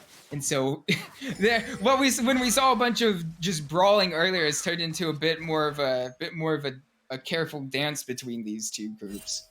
Yeah, the vision lines are starting to look like World War I. You just kind of like tunnel forward for a couple of inches and then throw some shells into Hold on, Enchanted Crystal will come through, followed by the Shadow Surge, Frozen Inferno going low, going down. That's the first kill going over to the side of Omega Gaming Unknown, and the flash away from the jungler. Hold on, Falson though will land the kill onto Demo and teleport out from, Mundo has no hard CC, so Terra will be able to come through with that. However, it's being followed up. Will it be enough? Izinator using the Lamb's Respite to keep himself alive for now. Mega Inferno Bomb will be enough, and that was the volley, I believe, from the Ashe landing the kill there. Now Terra, I mean, he's gone low, and Overrick on so much health. King Sybil now trying to kite this out, finally goes down. The shutdown going onto the Ziggs, however, Overrick just has so much health. I mean, look, he's taking it up. This man, Mundo really does go where he pleases. Buck's name does go down. Oriole Murderer with the shield just in time to keep himself alive. Terra trying to find any last bit of damage he can. The shield does come through with the speed boost, and Overrick manages to stay alive for God knows how long. Great coordination between the support and top laner to win out this fight, pick up the ace and the Hextech Soul. Oh, can we get some Tempered Fate coming in? Just a little bit short. Frozen Inferno was already back out on the map. That's how long that fight lasted.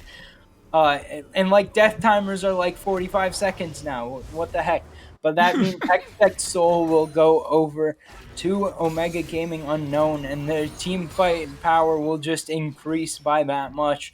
And with Hextech Soul available for them, it's going to have to be like an amazing Death Rush coming out from Virtue Gaming Grid at this point to be able to take any fight, because you just get hit by any of the poke, you're already going to be half health as long as it's anyone except for Terra. I mean, even Terra is not the tankiest build. You've got some extra health there, but it's not like you've got a lot of resistances outside the death stance.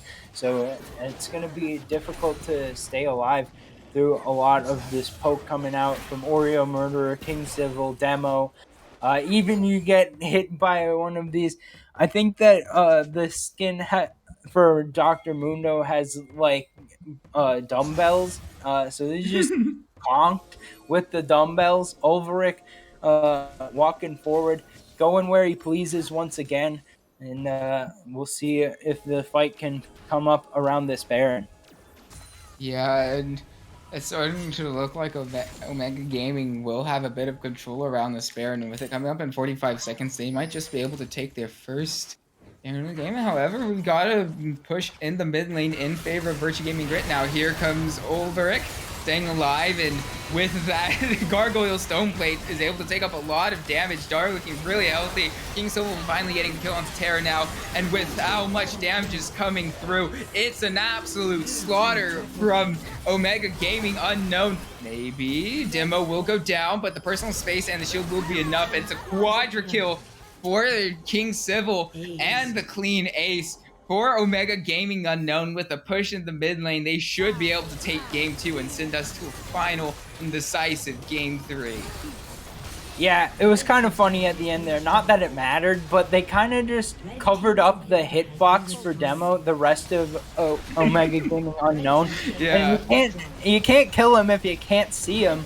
So they're able to get the full ace, able to take game 2, and now we're going on to game number 3.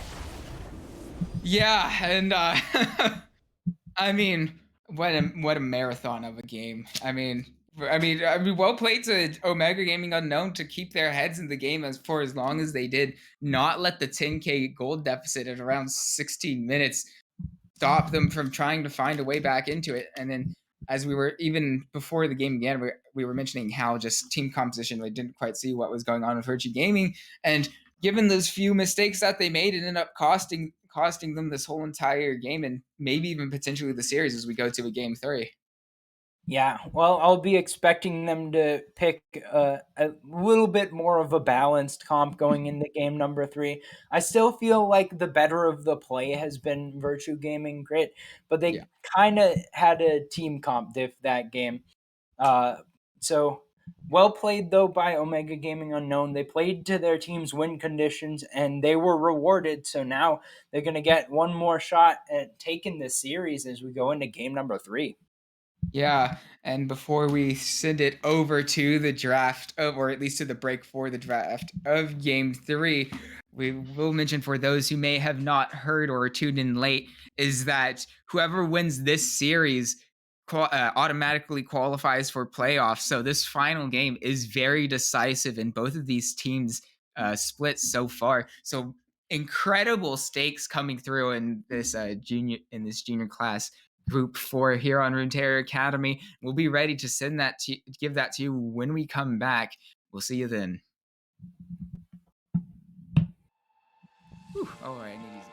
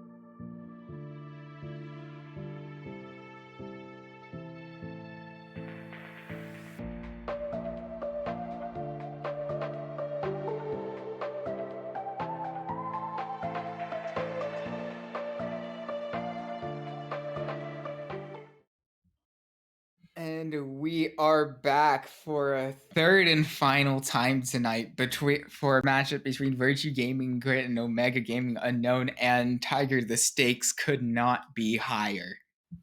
Absolutely. I mean, whenever you get down to the last game of a best of three, you've basically reduced it to a best of one.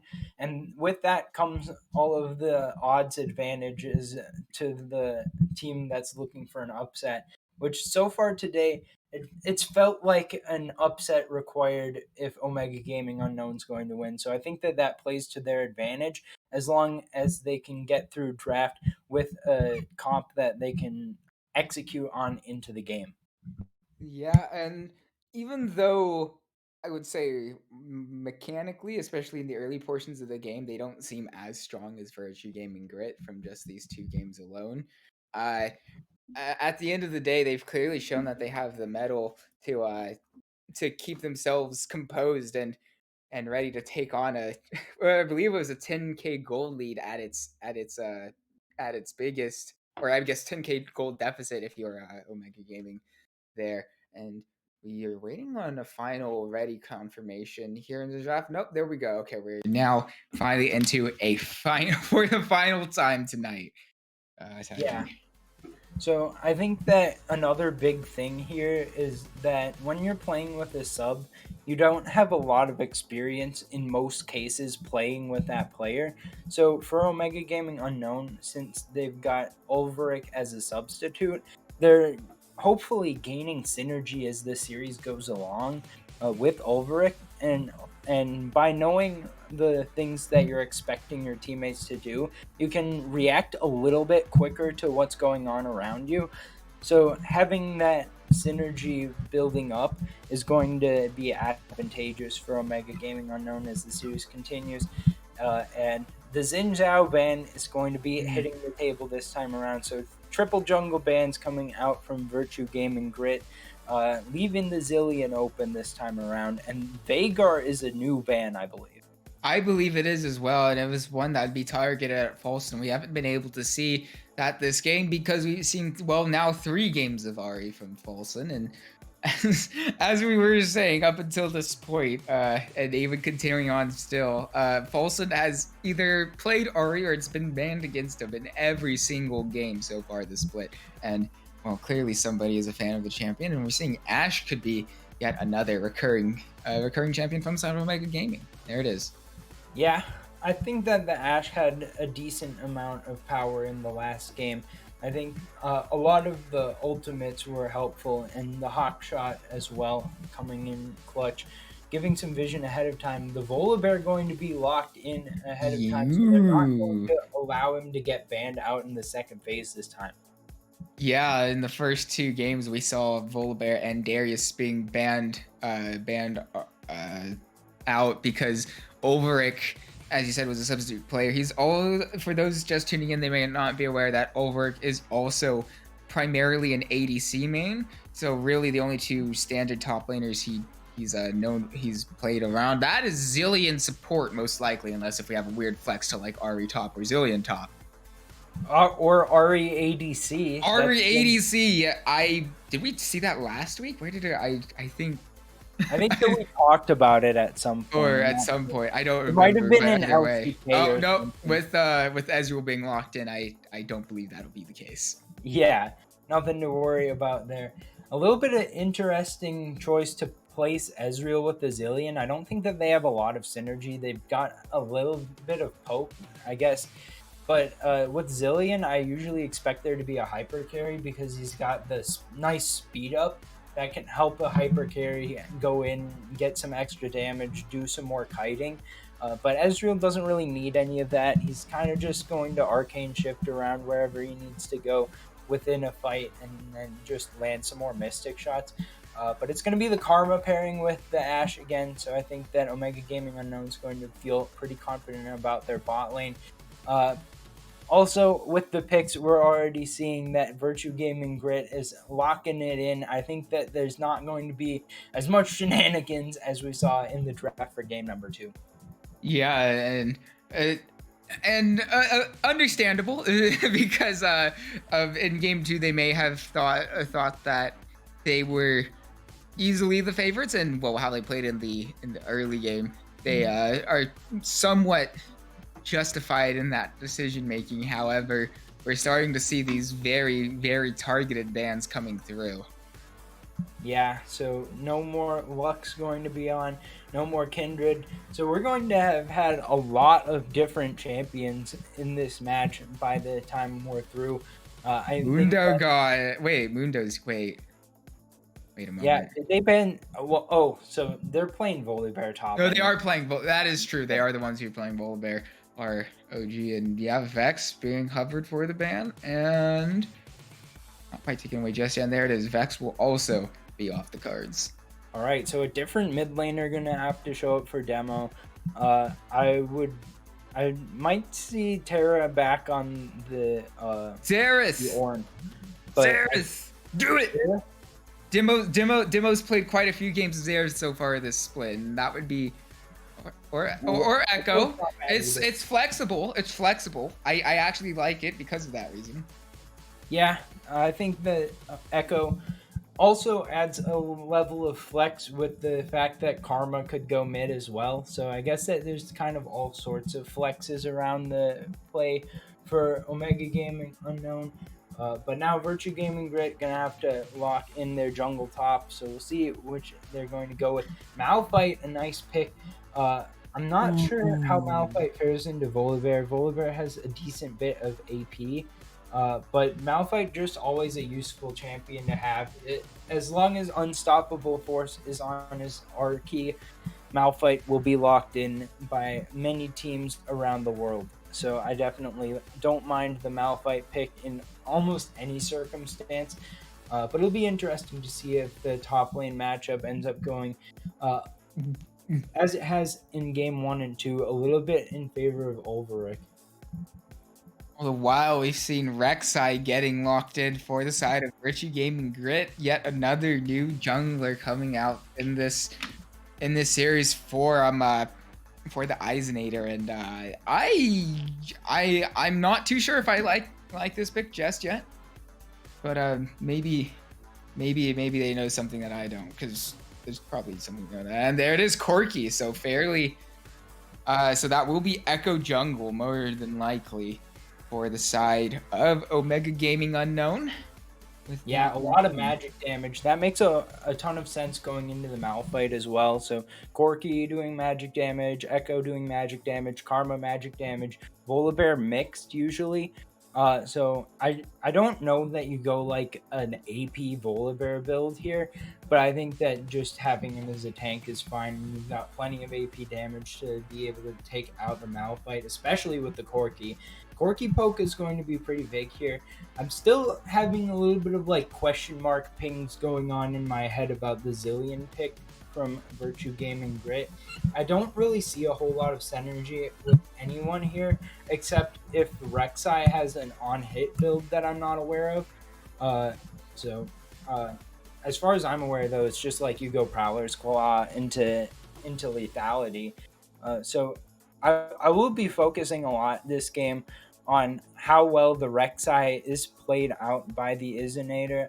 Had a pretty strong Kindred performance, especially through the early stages of game number 2, and absolutely popped off on the Nocturne. So the Isonator, if Virtue Gaming Grit is to come away with the victory in this series, I would have the Isonator most likely as the MVP in line, but although Falson's played the Ari 3 times and has been very good in the first 2 games. So we'll see if they're able to push their comp on towards victory. But I'm favoring in the early stages here the comp of Omega Gaming Unknown. Yeah, but you were mentioning Falsed and the Eisenator. I think the mid jungle duo of Ari and Rek'Sai should be very strong in these first few levels. Corki, I mean, he can Valkyrie away, so he's a little bit safe in that regard. But either way, regardless, there's still just a lot of high damage potential coming from these two champions, and well, we might see a similar story from games 1 and 2, which is Virtue Gaming Grit really running away with these early games, and well, at the very least, their compositions somewhat point to that happening again as well. Yeah, the one thing here is that Echo pick means that you don't have as much gank potential. I mean, you can still have the parallel convergence come down and get a stun if you time it right, but that's really dependent on being able to push your enemy into the right spot for that. And that's a very difficult thing to do unless you've got like a Swain or Renata. So I think that the gank setup is going to be very difficult this game for Omega Gaming Unknown, but their team fights should look pretty good. It's going to be important for Virtue Gaming Grit to pick up some grievous wounds to limit the power of Echo going back with the Chrono Break, and as well as I haven't been focusing all that much on the itemization between these two teams. But I think that you buy some level of healing between the Karma and Ash, and Volibear should be getting a lot of effect out of the shield too. So a lot of shielding and healing going on here for Omega Gaming Unknown. All right, so for the final time tonight, we're about ready to send it to the spectator delay and a break. Once we're through there, we will have our game 3 between Virtue Gaming Grit and Omega Gaming Unknown. And for those who may have just tuned in, this final game will determine who gets a guaranteed playoff spot. Don't go anywhere. We'll see you when we load onto the Rift.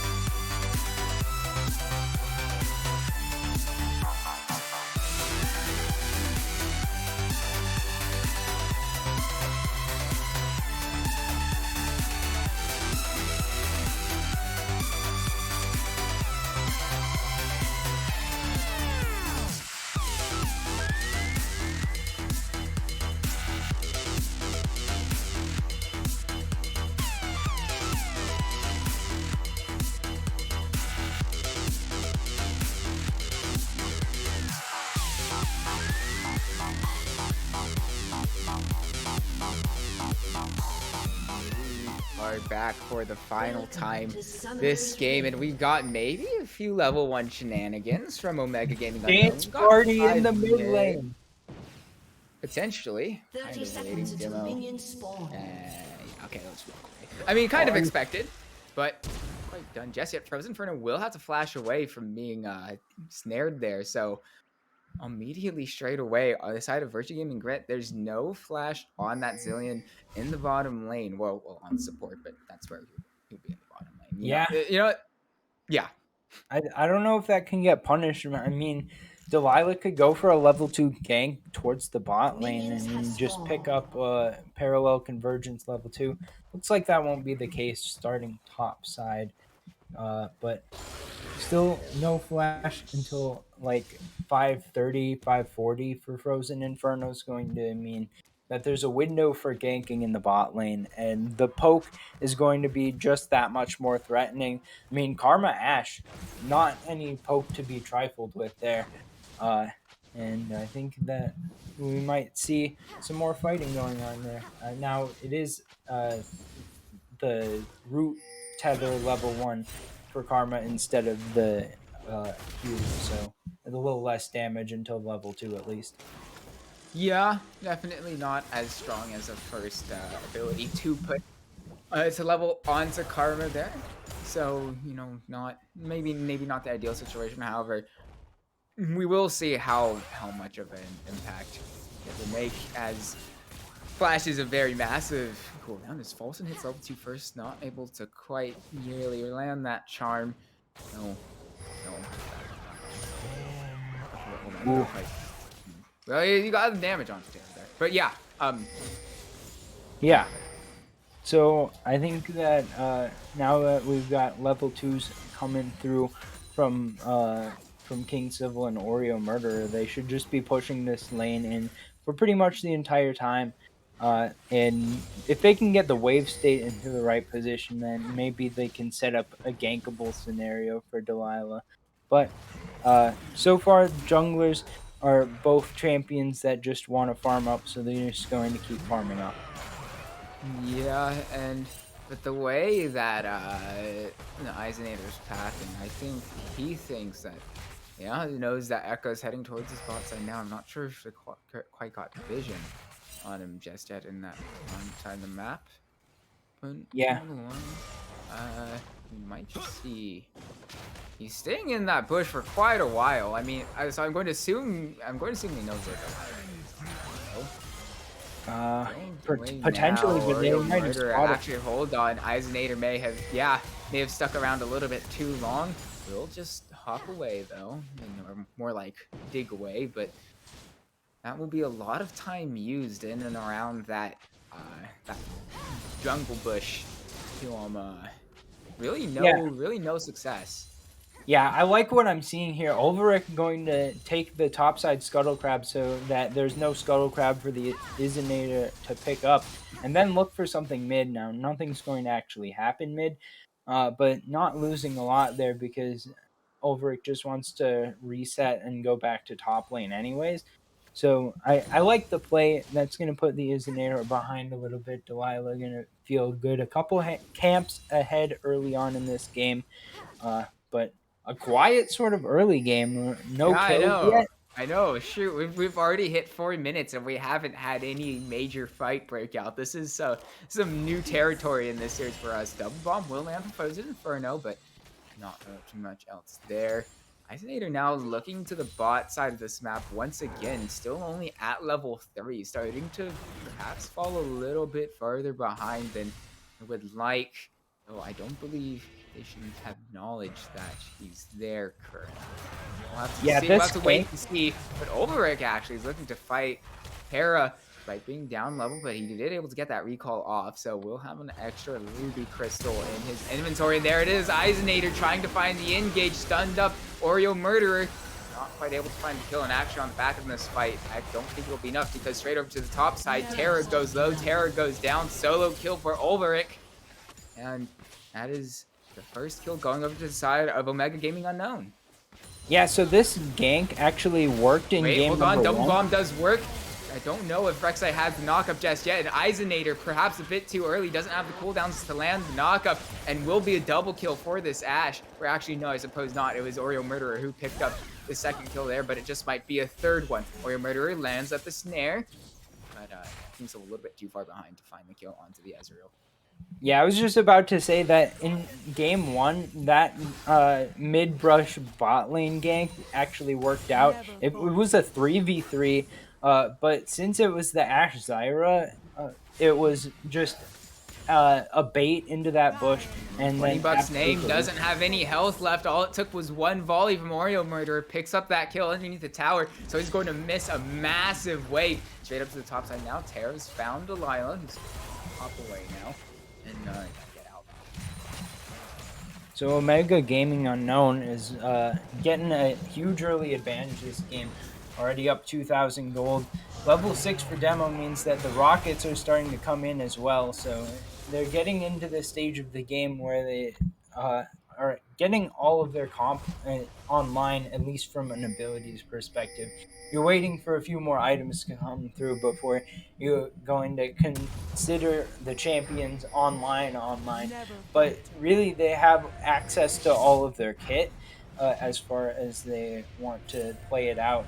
So teleport's going to come through now. It means that no waves will be missed.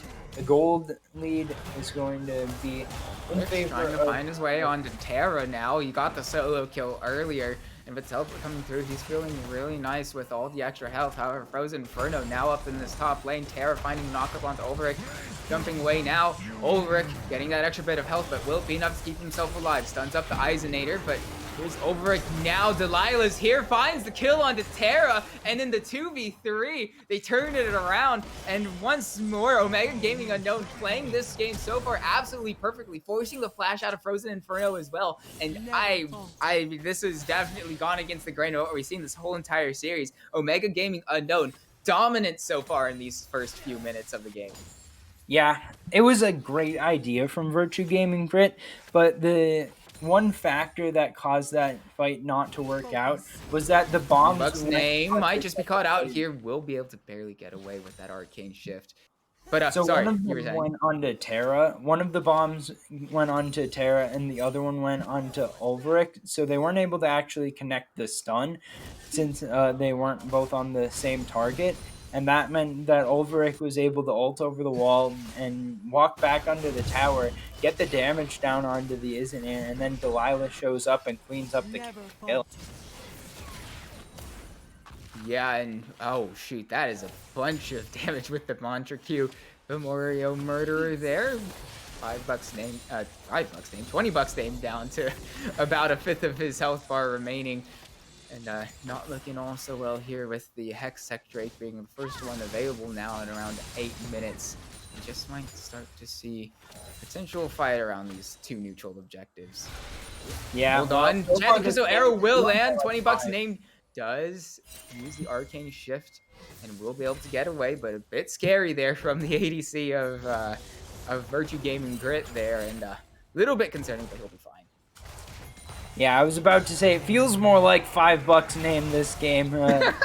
Rough early stages in the bot side of the map, not able to cash in on the gank from the Iznator. And Oreo Murderer is the one... Iznator will have to flash away from that parallel convergence. That's going to be a major cooldown not available for any potential neutral objective fight coming up in these next few minutes. Yeah, so the Drake's been on the map for like 4.5 minutes now. My screen's not even showing it because it hasn't updated that Hextech Drake is a thing yet. But I think that with the Hextech Drake on the map, a little bit of a lack of priority there. Rift Herald also available, but both sides just deciding to farm it up for a little while longer. The CS lead continuing, or not CS, I mean the gold lead, maybe some CS advantages around the map as well. But the gold lead is still stacking up. The charm will land from False and gets a good chunk of damage onto Demo. However, Ulrich is here, so he really won't be able to follow up on that. However, he uses the Spirit Rush gets a good bit of damage onto the Corki of Demo. We'll have to just jump away now, probably trying to get over that wall. Yeah, I feel like the Stormbringer being available for Ulverik means that they still have a lot of threat to go in and no more Spirit Rush available. But Falson's still feeling confident to stay in the area, so guess that they're figuring that Ulverik needs to get back to the top lane to continue CSing. Rift Herald being taken now by Delilah means that Omega Gaming Unknown can break some more plates before 14 minutes. We'll have to see where that Rift Herald ends up getting dropped. Maybe try to accelerate the bot lane even further, or else try to get the top lane to look like game one, where Ulverik was like 2-7, but still had 1,000 gold lead from taking all those towers. Yeah, that was something to behold. But either either way, as I've mentioned before, this has been very this has been against the grain of what this series has been so far, with how well Omega Gaming Unknown has played this early game, and actually they just might try to find the dive onto Terra. There it is. Turret is no more. Terra now with the Unstoppable Force will land it. Tower shot comes through, hits over now, though he does have that extra bit of health, still staying alive. Demo in this bot lane trying to find out Frozen Inferno. Valkyrie does come through, and Frozen Inferno can't really go anywhere. King Civil picking up that kill in the end. Eisenator not quite getting stunned up there, but he doesn't have enough damage to take down Demo. King Civil now going low as he's charmed, but either way, that is 2-0 going in the favor of Omega Gaming Unknown. Yeah, and now they'll be able to rotate it into first Drake. That's a pretty late first Drake, but also Rift Herald available for Delilah if Omega Gaming Unknown are looking to go for any more towers. But it's starting to get 7-0. It's a little bit out of hand. I don't know. It's not a state that's too far to come back from. Obviously, we saw last game. Oh yeah. It got wild, and then it still ended up being a comeback. But the comp that was built this game by Omega Gaming Unknown is a lot harder to deal with when they are ahead. Yeah, and Omega Gaming Unknown, I mean, we were thinking they have a stronger team fight presence, one that they'll probably be dominated on earlier, probably something that we've seen, well, like the rest of the series. So it's a bit of a surprise and honestly a shock to see that they're standing at a 4K gold lead here. Demo dodging that charm, and now here's Oreo Murderer, not quite in range to find the finding, but now straight to the top lane, we've got a gank. But I don't believe much will come from that. It looks like we're just going to throw spells at each other and then back off for the moment. Well, this could be a top lane. This could be top lane tower if they get enough damage onto these third plates. Here comes the Rek'Sai now. Hold on, 20 bucks name gets Ash low. King Civil flashing away now. Alcove Gaming, but oh wait, that Mystic Shock didn't quite land. I thought for sure that would have been 20 bucks name picking up the solo kill, but not quite there. Yeah, now Dive can come through top. Terra's got ult, so we'll see if they can outplay. This should be enough to take the tower. 3v3 in and around this. Over taking a lot of damage initially. Now finally going down.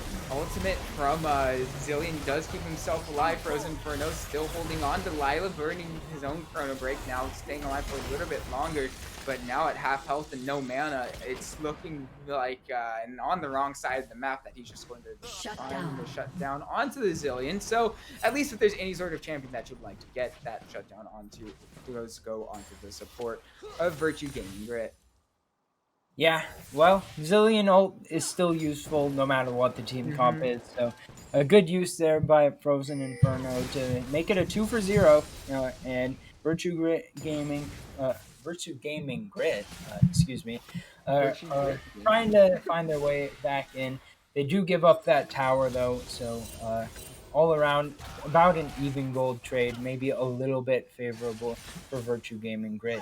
But Omega Gaming Unknown, not Enchanted Crystal will miss, and perhaps here's King Civil out of position.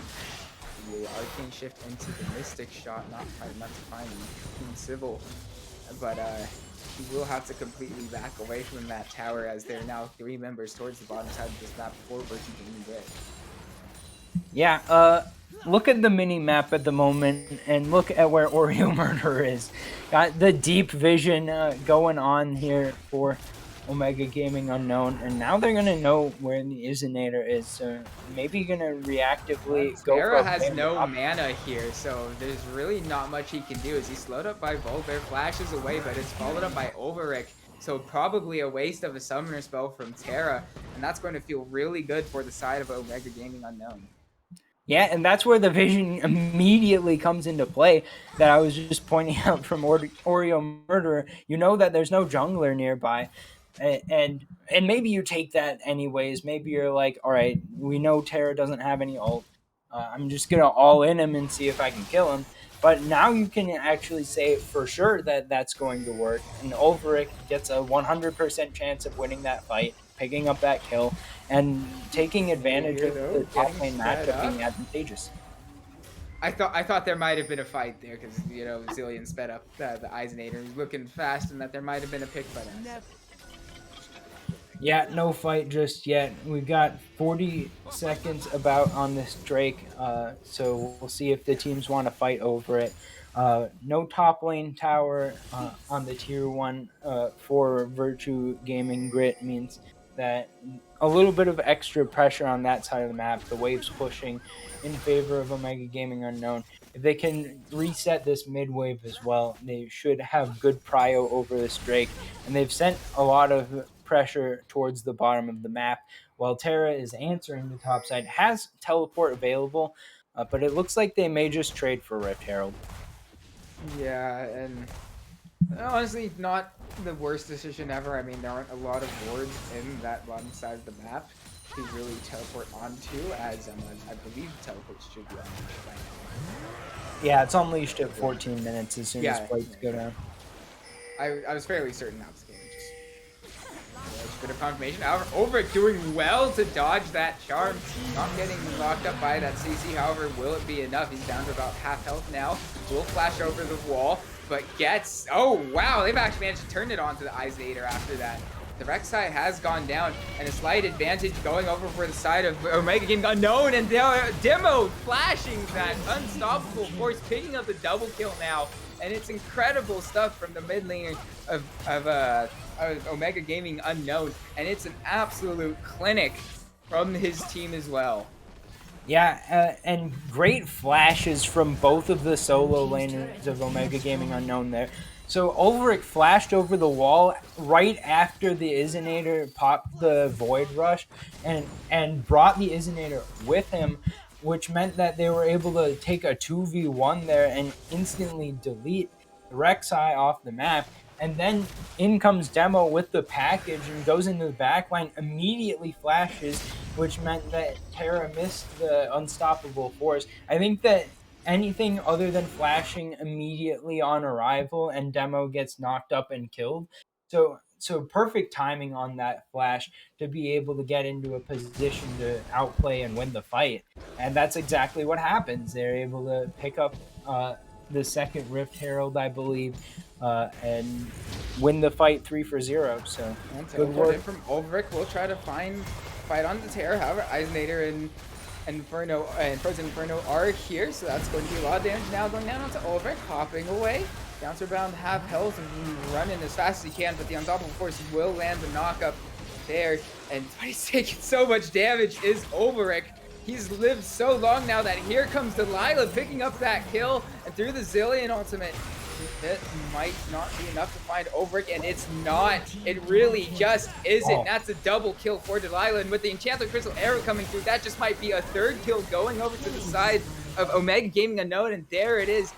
It is 3-0 across the map for what we were almost expecting to be the underdogs of this game. Yeah, Ulrich is just too tanky, and that was just nasty, honestly. Yeah. Well played to make sure that no double bombs were able to land before the ultimate comes through with the Stormbringer, making him a little bit more tanky and going unstoppable. And then Ulrich able to get to a position where Delilah can support, and they're able to pick up the fight. Okay, I was about to say, it was getting a little bit spicy from King Civil there. But Yeah, no spiciness just yet. You gotta wait for me to be done talking to have spiciness, okay? She Well, told we is can't. that what she told the players before the game started? So like they know ahead of Yeah, time. well, They they like better know. They better they know. can predict the cast ahead of time exactly when we're going to be saying things at the times they're said, so they know not to go for the fight there. I like it. Yeah, that's right. Using my Uh, Eisenator will secure that. let's see if this smite is gonna be back up for the Izinator because uh the Baron's up right now, and the Infernal Drake is up in a minute and a half. So I think it should be back up by the time that Infernal Drake's up. But if there was some sort of like Baron rush that was called by Omega Gaming Unknown right now, there wouldn't be any smite to contest. Uh, Although I think that this is probably something that happens fairly regularly, and I just don't pay attention to it because I don't see this might happen on my screen. So maybe junglers do this all the time, and this is why I keep having solo queue junglers who show up to objectives with no smite. Ah, yes, passive flaming of teammates that we don't even have in this game. I like it. I like it. We can all relate to that every now and then. It happens in the best games. But all the way, we were mentioning about the next raid coming up. It's now under a minute away, and well, Virtue Gaming Grit obviously trying to do their best to find a way back and claw their way back in any way into vision around this dragon pit, but they've done moderately okay in managing that, but it's going to be a very difficult task for them to do so. Yeah. I just want to take note of the fact that the gold lead is up to 9,500 in favor of Omega Gaming Unknown. We haven't talked about it as much this game because we're all over it last game, and maybe we're just a little bit tired about talking about gold advantages. But I think that we're seeing a Baron sneak come out Yeah, from Virtue Gaming Grit. yeah, Virtue Gaming Grit don't exactly have the fastest Baron take, though. I mean, they're going through it fairly slowly. Folson already taking up a big chunk of damage here, and with these reduced stats because of attacking the Baron, this will probably, if they continue to try to fight this, they're going to be in for a world of hurt, and wisely they do back away. However, that'll free up the Dragon to be taken by Delilah solo without any contest whatsoever. Yeah, so I don't mind the idea, but the fact of the matter is that the team comp doesn't lend itself to taking Baron in a sneak fashion. You kind of need to give yourself all day if you're going to take Baron, which is very difficult to do when the enemy team has 5 members still on the map. Now Ulrich may be finding another pick. Yeah, he's trying to find ways on to tear the stun into the enchanted crystal arrow. Is it enough though? The double bomb from playing in Frozen Inferno is enough, and he uses his ultimate to keep his top laner alive. Terra now still in and around this fight. Eisenator finds Ulrich in a very strange position now. Void Rush is used to try to keep himself alive to go into Targetable and now hop away. However, teleport from Demo is now coming through. 2 flashes used. Demo Valkyrie forwards, gets the kill. Delilah getting the kill onto the Ari now, and that is incredible stuff. Once again from Omega Gaming Unknown, turning that around on a dime. And once again, they just might be the ones looking to take Baron for themselves. Yeah, nice flash phase dive there from Delilah, able to finish off the kill. Ulrich just doing so much work. He's just so tanky. That's a nice true shot barrage. He's gonna cut the health bars and maybe make this a fightable fight. Yeah, they're definitely here. Terra does have the Unstoppable Force ready, flashes, and finds the Unstoppable Force, but not enough damage onto Demo. So that is 2 major cooldowns already used. And so without that, he's practically useless for the rest of this fight as Oreo Mitterer picks up the kill onto that Malphite. It's not quite over just yet. Delilah's still kind of inching forward, though. I think they'll probably find a way back off of this fight now. However, no, Delilah's still looking for it. Finds the assassination onto this Zillion, and that's yet another kill going onto this jungler of Omega Gaming Unknown. Yeah, Delilah just walks in and says, "Hi, bye," and then picks up the gold and leaves. So that means 6, 1, and 2 on the Echo. It's just too much to work with. If you're a squishy on the enemy team, you're just going to get blown up, and that's pretty much true for 4 out of the 5 members of Virtue Gaming Grit right now. They don't have much of the tanky stats. Some Merc treads about all of the help that you can hope for. But that means that right now they aren't able to do enough damage to kill Ulbrich, and One they're not does land able on to. the Oreo Murderer, though, but that shield is going to be quite sizable. Folson having to use a Spirit Rush to hop away. They're not able to kill Ulbrich, and they're not able to survive Delilah all inning. So this is just a very rough spot for Virtue Gaming Grid. Yeah, really. I mean, we suspected that Omega Gaming had a fairly, or at least an easier composition to execute on as the game went on later, and the fact that they were able to dominate this early game as much as they did, uh, really speaks volumes to just how incredibly they managed to play throughout this game. Though they tried to sneak this Baron and have now been spotted out. Valkyrie in from Demo using the package, and that is Zilly now going down. Jumping in is now Ulbrich, and that is immediately a 2-for-0 going in favor of Omega Gaming Unknown right before this Baron. And with that up, you have to think surely this will be that neutral objective, that massive neutral objective, being taken at just 26 minutes. Ooh, there's still vision though. There's a There's control ward. There's a pink ward. Yeah. I see what you're saying. Eisenator is still kind of there. Ulbrich, though, kind of going ham. Eisenator now hopping into the pit. Does manage to get the steal. So, with that out of the way, there are now potentially 2 Barons. Bucks on 20 bucks. The aim is he has Arcane Shift away, but he has nowhere else to go. Kind of getting just pinched in here. Ulbrich maybe a bit unsure about how far he can really go. King Civil, though, throws out one volley, trying to find the rest of the damage on 20 bucks. Aim to get the kill, but won't quite get it just there. Yeah, so it's a pretty big Baron steal coming out from the Isonator. Happy that was the Shrelia's Reverie used, but no ultimate available for Terra, so no immediate CC being able to be found. And meanwhile, King Silver finds the kill onto Zillion, and now Demo gets yet another kill onto Terra. This fight's still going long. Chant of Stone not quite being able to find Falson. And as it is, that is yet the inhibitor mid inhibitor tower going down for Virtue Gaming Grit as they're starting to bleed out more and more as this game goes on. Yeah, so I still think that the Baron steal is pretty important, but not going to be able to use it effectively. Ulbrich is fight here. Ulbrich perhaps getting a little bit too overconfident. Will hop away, but there it is, the Void Rush able to track him down and follow him that wall, and the shutdown going on to the Isonator. Yeah, so that'll feel nice, able to start stacking souls more. This is Infernal Soul. Yeah, very much so. Flash over Smite, taking Eisenator, going to hop out now. Again, Delilah trying to find the return kill, not able to do so. And so at the end of the day, that's 2 straight stolen objectives from the Eisenator, keeping Virtue Gaming Grit within a chance, maybe. But yeah, definitely better than giving over those 2 objectives.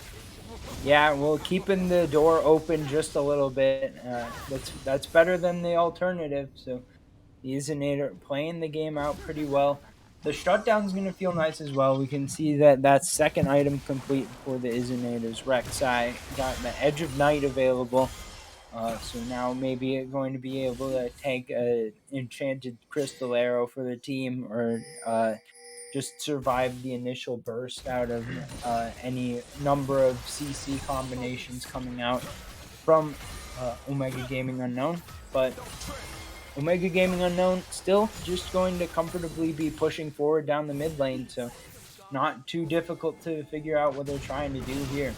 Oh, wow, that is a lot of poke coming through. Chance of Crystal Arrow not quite on the line. You know, nice field goal there. A charm lands, though. Not quite enough to find King Silva, and instead, that's going to be Ari going down at the start of the fight. Isonator trying to find the damage, won't find the kill onto Demo either. And so now Terra, with no ultimate available, does go down. This just might be the series. That's the ace for Omega Gaming Unknown, and they have absolutely stomped this first game and will take the series 2-1 and qualify and secure themselves a spot in the playoffs with this victory. So I've been informed that this doesn't actually lock playoffs for Omega Gaming Unknown. They need to either get a win or get some help next week to confirm it, but it definitely makes it a lot more within their control They wouldn't need the situation to work out absolutely perfectly. They'll at least have a tiebreaker, worst case scenario, but they'll be looking to put themselves in a position to take one of the top seeds, even potentially 4-2 is a very strong record here, and only for the weirdness of the records of the members of Division 4 is it even possible that they'll still miss playoffs. But whatever the case, Omega Gaming Unknown going to be putting themselves in the great position. On the other side, Virtue Gaming Grit still not eliminated from playoffs over this. They will also be in a very similar position. Now, both of these teams 4-2. I think 10-5 is the game score for Virtue Gaming Grit, 9-5 for Omega Gaming Unknown. So we'll see if they're able to proceed into the playoffs. Both of these teams playing it out pretty well, but a little bit too spicy maybe from Gaming Grit with the team compositions that they came up with, and just playing sound ended up winning the day for Omega Gaming Unknown.